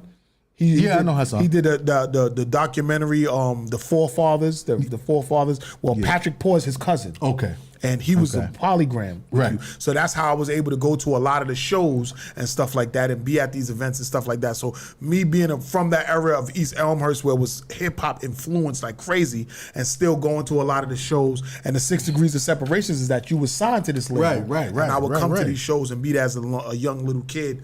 Because I was a young nigga that was acting older, like I said in my song. Shout out to the Link Between Volume 8 that's out right now that I'm doing the release party for July 28th. But one of the newest singles that's off of it called Tough Times, I rapped about, you know what I'm saying, me doing a lot of different things and shit like that. And yo, I'm just happy to still be a part of this culture and contributing and having guys like you on my show and still pushing the culture forward. You know what I'm saying? happy to be revered and respected, man. You know, you go through some years after putting so much work in, right? Especially if it's a high quality of work, and you wonder, you know, pre-social media, you wonder, was it all worthwhile? Did I waste my years doing this shit right here? But social media, the one good thing about social media is it made it possible to create a conduit from the listener to you, from the fan to you, and they can hit you directly and say, yo, I love your fucking music. We used to do this to your music. Your music did this to me. Right. And so that made it feel worthwhile because I had dark periods just like everybody had dark periods. You know what I mean? And I want to talk about that because, you know, when you had deals and they was giving you checks for 50 or 100,000 and all this money and shit like that, when the star wasn't shining as bright as it was, niggas was out. How did you transition to because there's some artists that's out there that was big artists that's now working in like a Walmart or a fast food restaurant. I got in the street and got to it. I ain't gonna lie. I got in the street, got to it. You know, I went to prison for a couple of years and all that kind of shit. And you know, me and Danger Mouse was actually about to drop the second album right after the first album, and we had some momentum. All of the magazines was like, this is 4 stars. There are people who are like, this is one of the greatest hip hop albums of all time that people have not heard. Right? I get locked up. That shit threw a monkey wrench in every motherfucker. It always throws a monkey wrench when you go to jail. Yo, I tell you this though, a lot of people don't know this. I told this one time on one interview. I did a record on the Ghetto Pop Life album with Danger Mouse, our first album. It's called The Bush Boys. I actually wrote the record. I was trying to write for other people, right? So I wrote the record in the style of Chuck D. You can find it on YouTube if you want to, right? So it's called Bush Boys, and I wrote it. It was about George Bush and his father and all of the fuckery that was going on, right, at the time.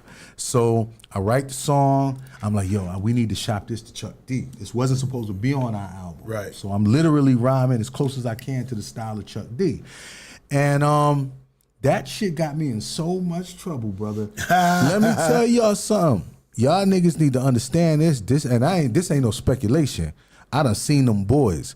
That the hip hop police shit on the Fed level, when they start calling you a person who's creating subversive material. If y'all know what subversive is, Google it, because you don't want to have that shit on your name.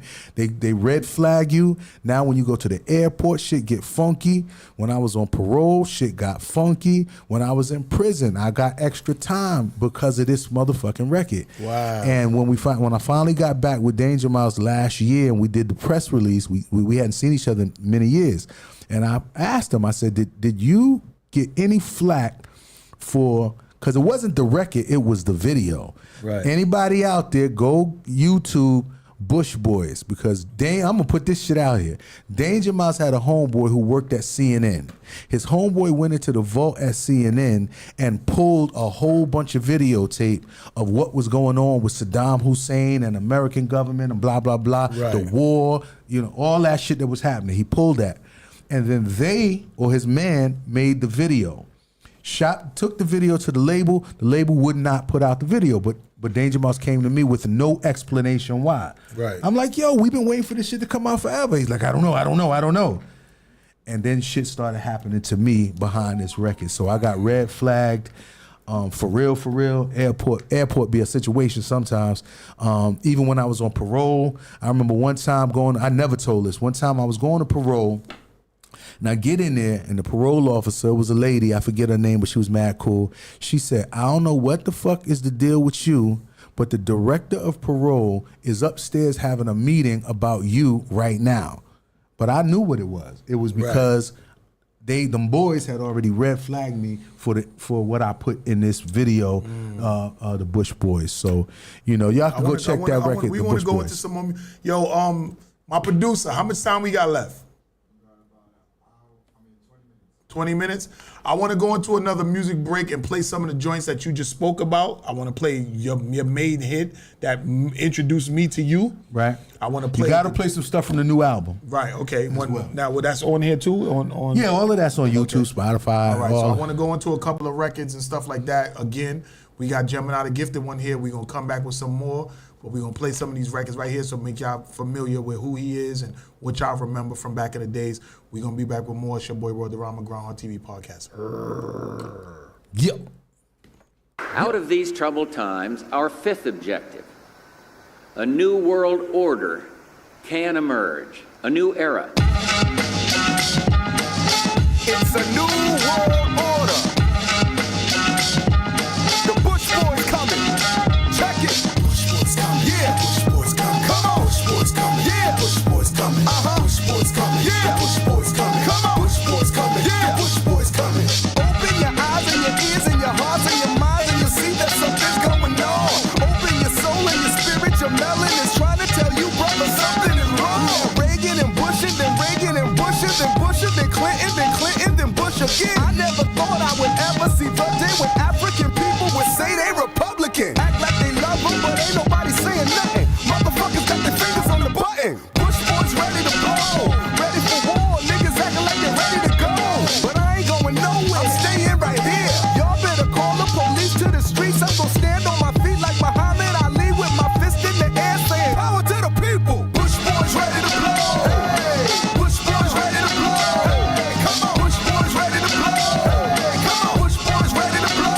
Hey. Come on. World don't want it, but the boys gon' bring it. It's a new world order. Let the background sing it. Yeah. Bush Boys ready to blow. Hey. Come on. Bush Boys ready to blow. Hey. Bush Boys ready to blow. Hey. Bush Boys ready to blow.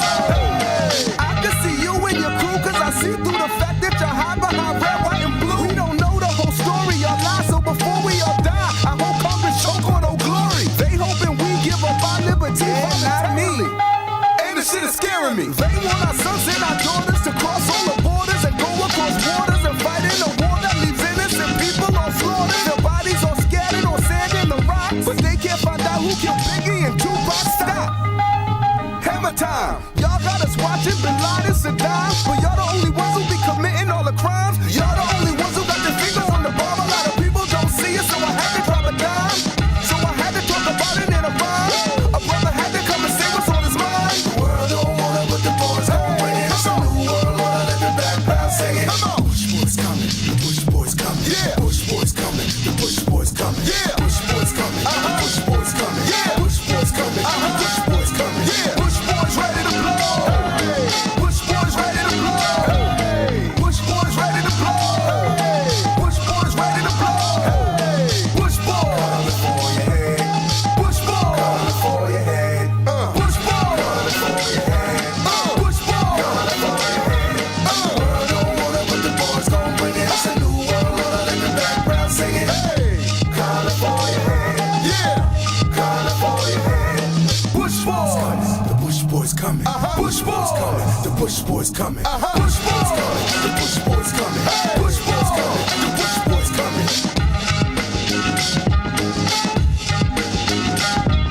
Tonight I want to take a few minutes to discuss a grave threat to peace and America's determination to lead the world in confronting that threat. The threat comes from Iraq. Meanwhile, in Iraq,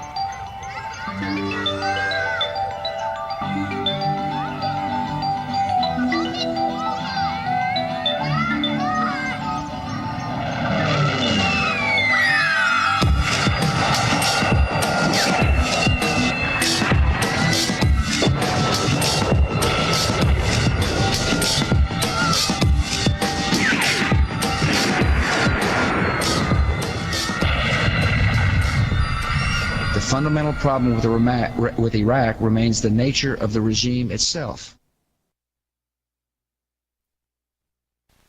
You got to keep it real when you deal with them rookies. New York, keep it real, y'all. Go Brownsville, keep it real, y'all. Big Bed-Stuy, keep it real. Now check it out. We gon' take them off the wild side. And then into the smooth side, then off of the smooth side. Right back into the wild side, then off of the wild side. Right back into the smooth side, then off of the smooth side. Right back into the wild side. Now listen up, everyone. While I take you to the scam about why I am the funk soul sensation. I'm the gifted, the O&E, the mystic, the gothic. To be specific, I was terrific even when I was microscopic. Sperm cell in my daddy's canal. Gave that ass a stimulating blast straight up through his penile shaft. Asked my mother, she let the sperm cell gestate 9 months. But the funk couldn't wait. I came in 8, she told me always to be early. That's why I ain't never late, especially when I got a date with my fate. Dad sat me on his knee and said, be all that you could be. I looked straight up in his mug. And said, I wanna be an MC. You let the whole world sweat me. And my talent in the balance, I'ma make sure that they don't ever forget me. I'm the gifted one. I'm the funk soul sensation. I'm the gifted one. I'm the funk soul sensation. I am the gifted one. I'm the funk soul sensation. I'm the gifted one. I'm the funk soul sensation. I got the theories of relativity inside of me, producing the juice to get you loose. Measured by my hypotenuse. Multiply by my square root to dope. You can't go, you can't hang. Check the slang, I kick the ball, they get the ball buzz saw. From the jaw, the hot hardcore turn you into cold. You said, yeah, you like it raw. Now you crying like a saying you don't want no more. But that's cool, cause the old school rule, I'ma leave your face down in the ditch covered with piss, cause I'm relentless and heartless, and this'll be your exodus. I mean, it's the word correlation between Gemini, the gifted one, and the funk soul sensation, radiation agent to the mental incarceration, makes the styles mingle for the social integration. Whack MCs don't get nothing but Fahrenheit degrees. They try to take flight, I take out all the energies and bring it to the knees. Obliterated and incinerated with the outdated lingo.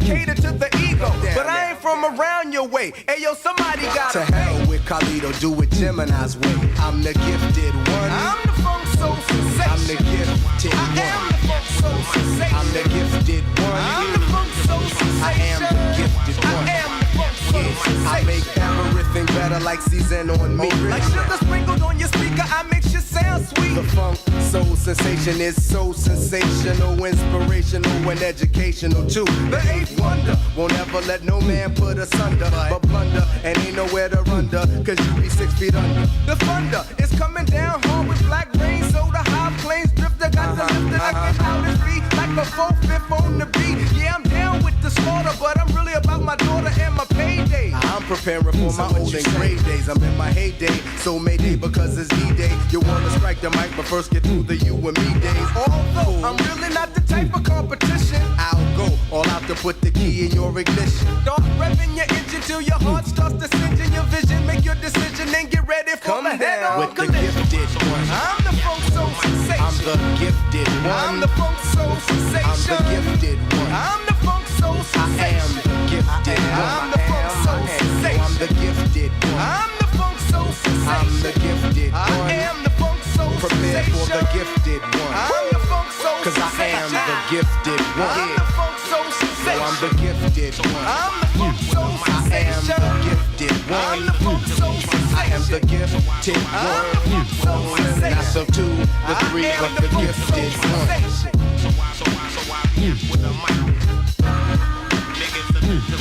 Yo, I can dig that. I can dig that.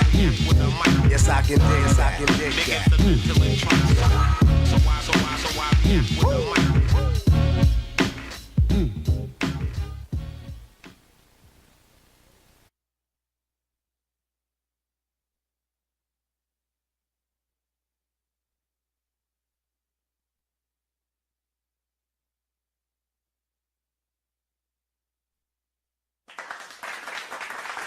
You already know what it is. Your boy Worldorama, GRINDHARD TV.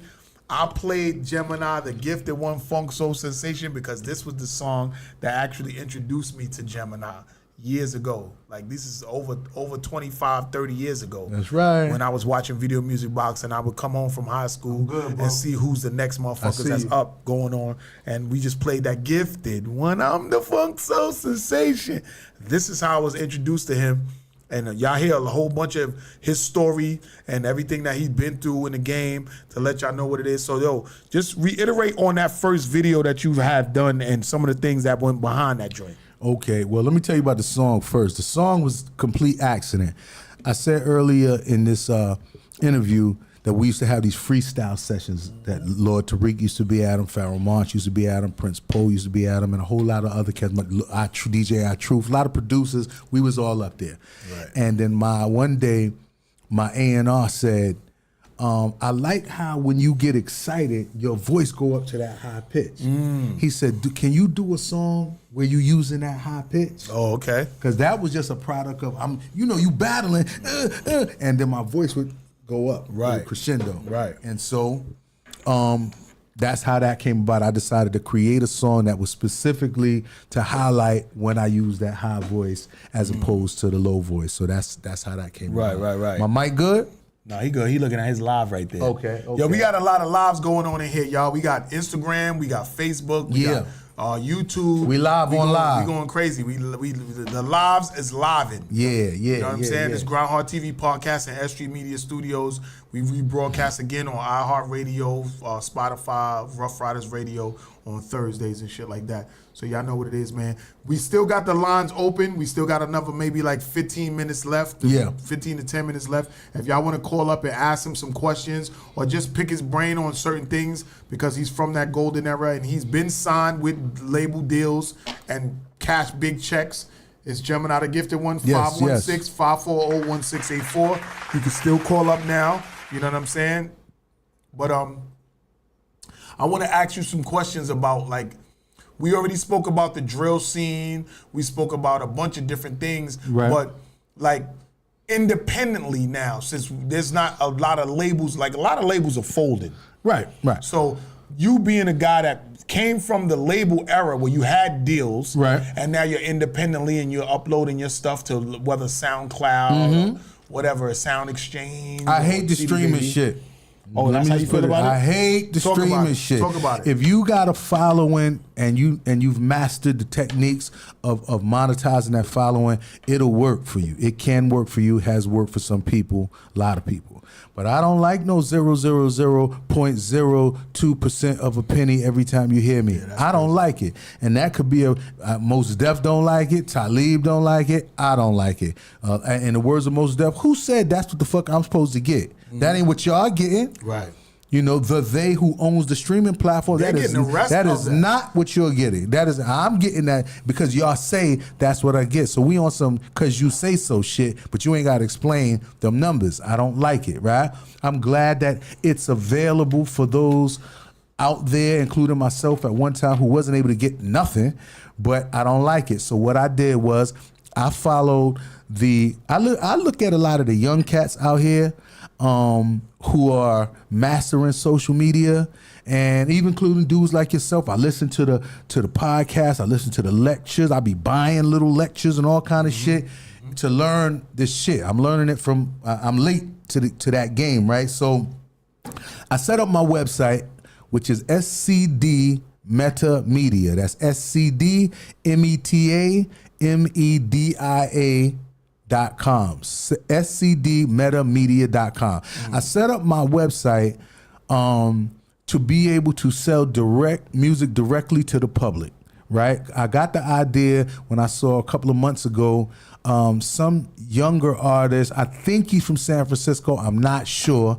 but he had set his shit up and he did a campaign, and from what I understood, he made like $65,000 in the first week or some shit like that. That's a nice little chain. With pre-sales. That was with pre-sales. Wow. So I was like, okay.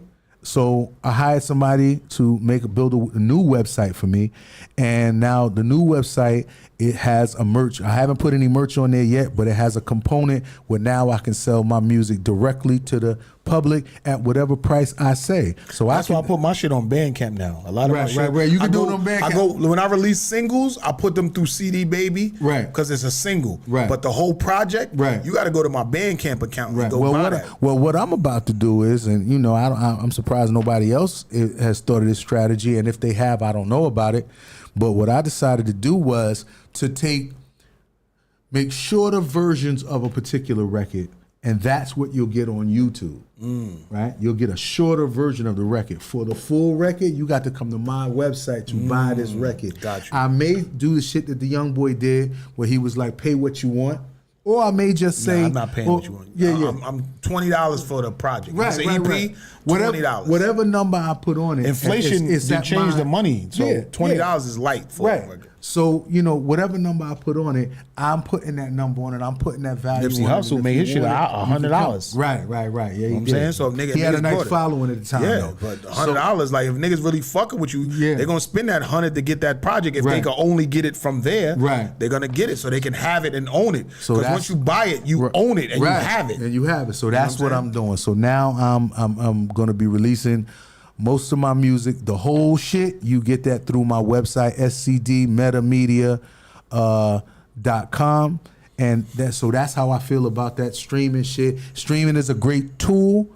Once you've built up your following, streaming is a great tool. If you don't have a following, it's gonna be a minute before you make some money streaming. People don't know about these portals that actually get your shit into the streams of those 9 major online distributors that cover the whole world. Right. Like if you ain't in them portals, that's why your shit is playing for the same people over and over and over. You like, why my numbers ain't going up? Blah, blah, blah, blah, blah. Because they got your shit blocked. You got your shit blocked off. Shadow ban. Shadow ban. So you gotta have access to those portals. That's something else I learned from other people. Or put your shit on Sound Exchange and all of these different platforms to where they watching every little thing wherever your music is at. You know what I'm saying? So that's how I feel about that. $1 Million Smiles, you gotta call up to the line, 516-540-1684 if you wanna ask some questions. You know what I'm saying? You can't call me while I'm out. Shout out to Miss China Fox that's on the live. Nice flicks, been on the whole time. What up, family? You know what I'm saying? Shout out to everybody that's been on the joint. What's up? You know what I mean? I see you.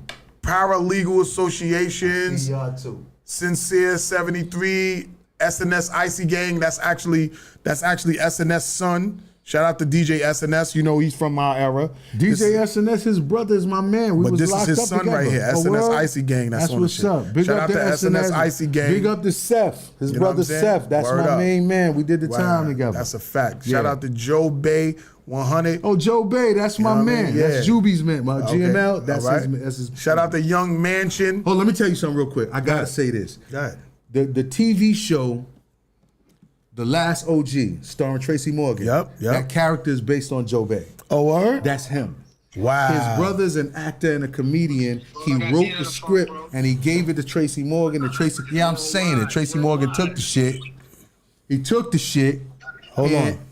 Go ahead, Tracy Morgan took the script and came up and got the deal and did The Last OG. That's about Joe Bay coming home after I think 25, 26 years from Lafayette, from across the street from Lafayette. Look at that. Yeah, he always talk about Lafayette. And they approached Tracy Morgan about it. And what he said? GML and Joe Bay approached Tracy Morgan twice about it. He acknowledged what was happening, but once he ain't in their presence no more, it's like I'm gone. Right. I can block myself off from you. But Tracy Morgan, that's the story of my man Gene, Joe Bay from across the street from LG. What up, Joe Bay? You already know what it is. Shout out Joe Bay on the live. Yeah, I put it out We got there. a caller that came in right now. $1 Million Smiles. What's goody, my niggas? What's up?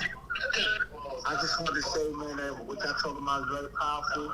I got much to say. I really enjoyed the content of what y'all brothers talking about, the topic, and some substance to depth to it. I really appreciate y'all brothers explaining what's going on out there, and giving people some depth of what they really get contact with. I really enjoyed it, and I really like what's going on, man. I just want to say that, brother. Yo, thank you for calling in. Brother. Hey, yo, this is $1 Million Smiles. He got an EP out right now. Yo, talk about your EP right now, bro.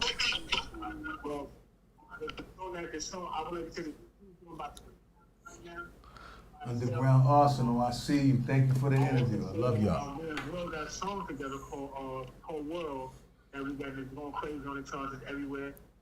And I would say that this whole thing that we got is really making waves, and I have to say, Hey, Nene. Go make it happen. Well, you the one doing it. I'm just playing my position, brother. Hey, yo, talk about your EP though. That's out right now. The EP, Anti-Hero. The EP right now is doing extremely well with no type of money whatsoever behind it. It's all organic. We got about 20,000, almost 20,000 views. The main song that's popping on the Be Outside. I got about 5,000. And that's all by myself with no type of push, with nobody assistance. It's all work and letting the music talk for itself.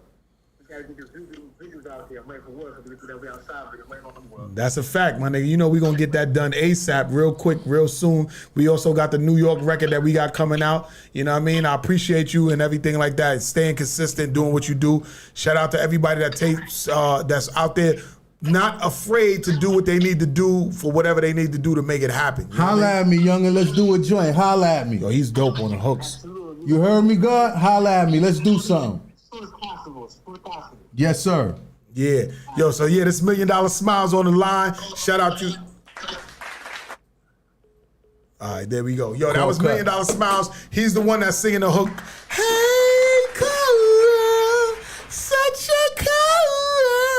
He got an EP out right now called Anti-Hero. He's at like 900 monthly listeners on Spotify. He just came home from doing 16.5 joints, and people was fucking with his whole music.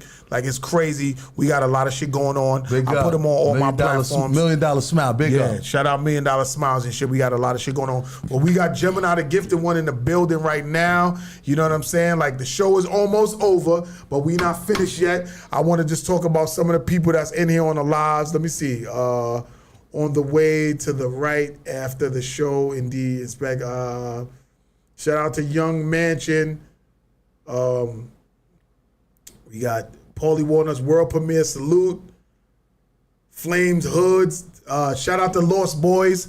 LB fam. Yo, you got any stories about like Lost Boys or being around a lot of these guys? Only one. Go ahead, let's go. Everybody out there, go check out the Lex Coops the Beamers in the Benz video and look behind them. They got two sets of scenes. They got the daytime scenes in the park. They got the nighttime scenes in the park. And them daytime scenes, look in the back behind the Lost Boys and tell me who you see in the cream with the broads. Yeah.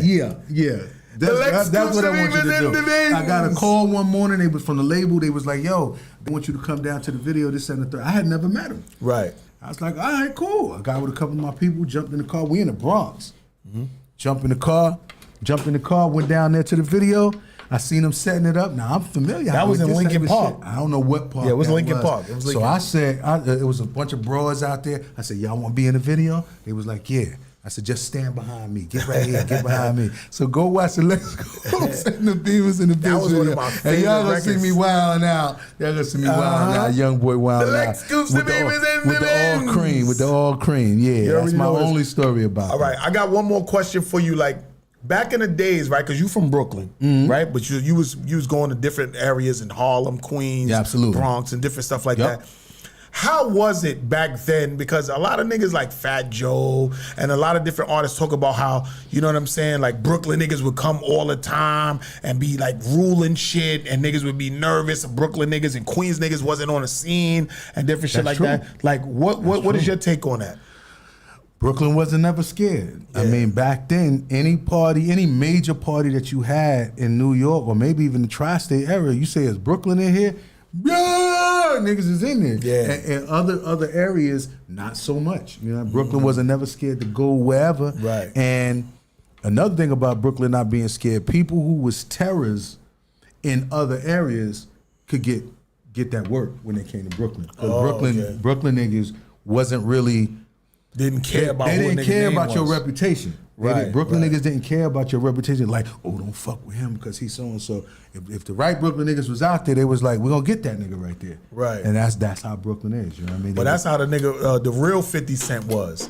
You know what I'm saying? Oh, We got a nigga yeah. 50 Cent from Queens that's making rave reviews and doing a whole lot for the black culture and hip hop culture. Yeah. But the real 50 Cent was a little short 5'4" nigga that was out here sticking up whoever didn't give a fuck. Yeah, Brooklyn sticking niggas you didn't up. give a fuck. You know, they Shout did. out to Supreme. Now, I'm not talking about Supreme team from Jamaica, Queens. I'm talking about Supreme team from Brooklyn, Puerto Rican Preem. I know him personally. Shout out to Puerto Rican Preem from, you know what I'm saying, from East New York.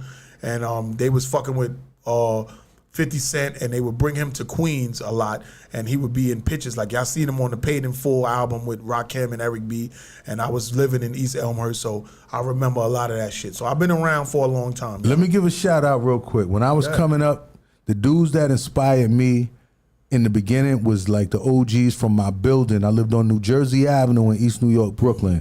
And there was my friends' older brothers all had equipment. And they used to play.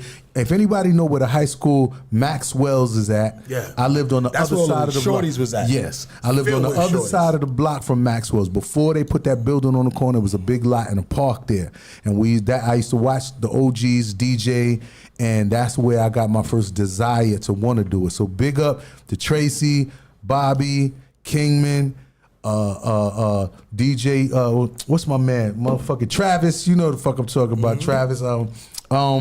Big up to all of those dudes. One of my first DJs, Shardell, Sylvester, they call him Sly, DJ Sly. I gotta give love to these dudes because these are the dudes that made me want to do it, and these are some of the dudes that helped me first to do it in the very beginning. Right. You know what I mean? We gotta get something from the new album on before we get out of so here. Which one is it? Which one? Okay, if we can get two, we don't even gotta play the whole joint. Let's just play a part. No, we got play, like 4 minutes. Was it this Brooklyn? one? No, it's not there. It's on YouTube. YouTube. Okay. It's on All right. YouTube. Well, Well, actually, you might have. No, that's hold on. that's in your phone. Let me just go into it. I'm gonna go into the album.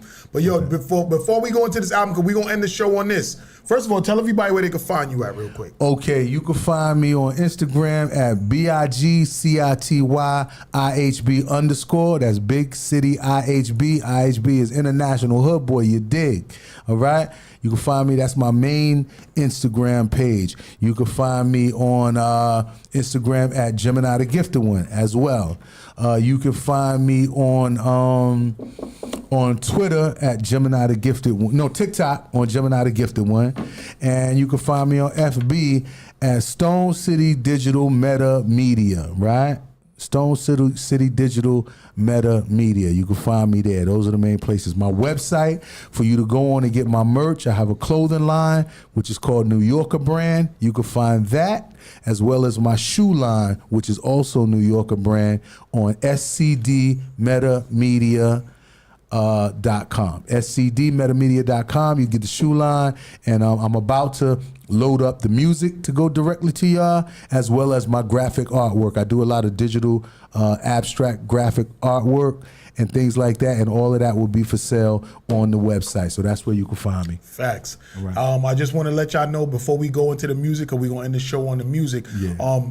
He was talking about Maxwell High School. It was Jeff High School that was also on Pennsylvania Avenue. Further up the block, yeah. Right. I graduated from Transit Tech. Oh, East New York. My brother was in East New York. My big brother went to my big brother and my little brother Ja went to East New York Transit Tech. Class of '93. Your boy graduated from Transit Tech. It used to be East New York Technical Vocational, and then it was Transit Transit Tech. Yeah, Just like printing was printing when the DCEPs and all of them first got in there, and then it turned into excuse me, it was graphic the High School of Graphic Communication Arts first. We called it graphics, and then it turned into what it is now, or vice versa. A lot of you younger dudes, y'all don't really understand or know what it was, but we older dudes that's still contributing to the culture, and we really happy to be here, still contributing and making niggas understand that we are here. We can out-rap some of you niggas. Absolutely. We applaud what y'all doing and everything like that, but we are still fucking here. And we'll help if possible. If there's any help that we can offer, y'all can book y'all sessions and come up here, and we could talk about y'all little shine and everything like that too. Yeah, we offer some. What we here to offer is insight information and insight, because you could know something, but there might be a deeper level of knowing of that thing, and that's what we're here to do. That's what the OG's supposed to do. We offer He's supposed to insight. show y'all what it is. Shout out to my guy Paulie Walnuts, because he went to motherfucking Transit Tech with me that year for them years. Transit you know what I mean? Tech. I'm class of 89 to 93. Yeah. I'm telling my age, but I don't give a fuck, because I'm happy to be alive still. A lot of my Who's niggas this are right here. here? You know what I'm What's saying? that? Shane Jacks? What's Yeah, up? What's you up? already I know what see it you. is. What's good? Facts. Yo. Shout out to my jacket that I got on today. It's Natural Born. This is the clothing line that I'm rocking right now, aside from the GRINDHARD gear hats. This hat right here is for Gemini. He could keep this one that's for him. I'm gonna rock that, even though it matches. Even though it matches your outfit. Nah, but right that's there. for you. You gonna throw that that's on? what's up. I'm gonna I know throw that niggas on. like to get fly and shit. You Gucci'd out this today. This is my shit right here. Let me move the mic so y'all can see it. 100% certified classic hip hop. That's my brand. That's what I represent. Facts. Don't forget, we got the Link Between Volume 8 that's out right now. The release party is coming up July 28th. Food and Bar by Annie Hard Knocks Life TV Radio. Music by DJ Weighty Wolf and Joe Boy Productions. It's a pool party. It's going to be turned the fuck up. Shout out to Scenario that was at an event last night. We turned up. It was great, wonderful. We're going to go into, what is it, Brooklyn Basquiat? I am the Brooklyn Basquiat, and this is the first single from the album that's currently out from myself and Danger Mouse. I have the privilege of being one of the few dudes who did a couple of projects with him. Facts. Ghetto Pop Life, and then we had the 26-inch EP, and now this is Born Again. This album's called Born Again, and this is the first single from Born Again. We'll play a little bit of it because I got to get 2 of these joints in. So let's play that. All right. It's kind of swaggy. Yeah. I'm feeling saucy on this one right here, y'all. Extra saucy. Yeah, Gemini. I'm about to get saucy for the people. You know how I do. Brooklyn's firstborn son.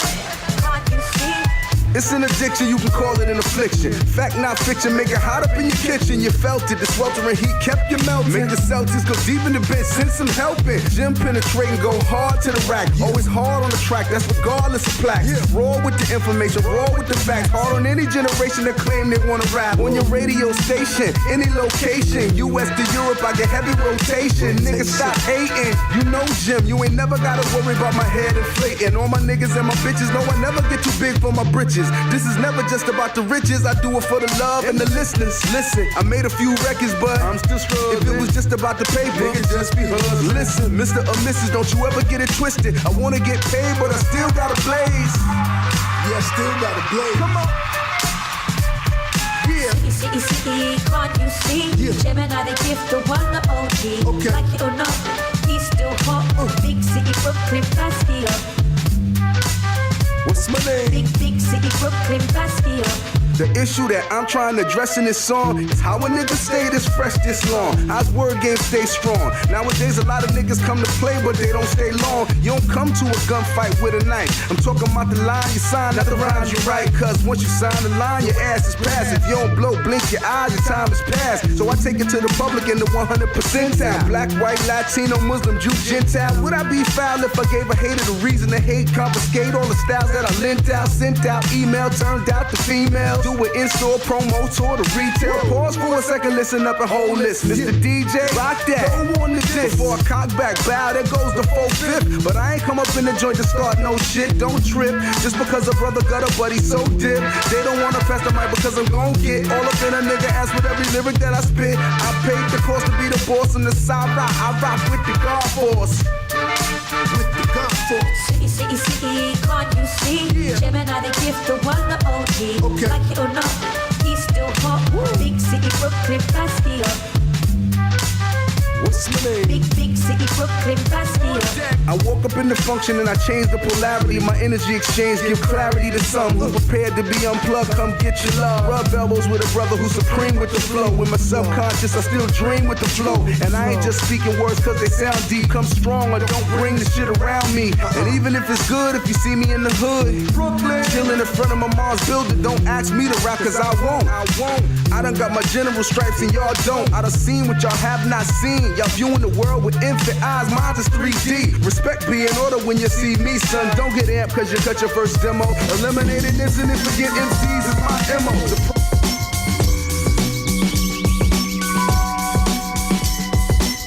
Have you ever in your life been up on the sun so high that you feel like you're born again?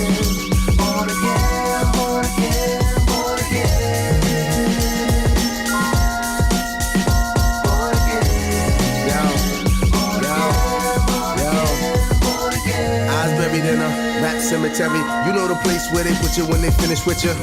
Had a lot of talent, no deal. Watch a lot of niggas get deals, no skills. It's not what you know, it's who you know. More about how you look than how you blow. Industry rule number 2004. Record label niggas is slow. At the industry events, asking where I've been. Looking for a pen to get your number again. Remember this. No hit record, no spins. No hot 9 spins, no friends. Have you ever in your life been a part of something so right that you feel like you're born again? Born again, born again, born again. Born again, born again, born again, born again. What you think I am? There's more to me than you could ever see. Basically, I'm too deep for y'all.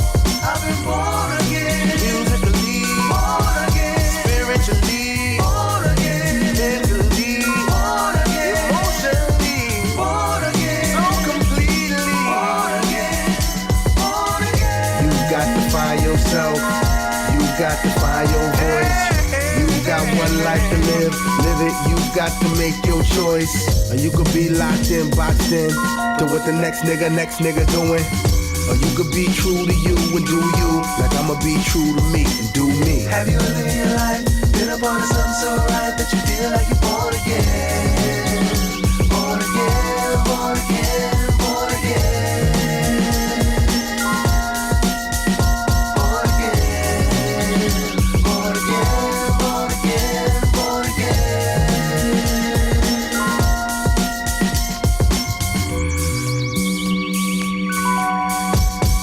I feel like I'm living through the first part of my second blessing, being acknowledged for the gift of my lyrical expression.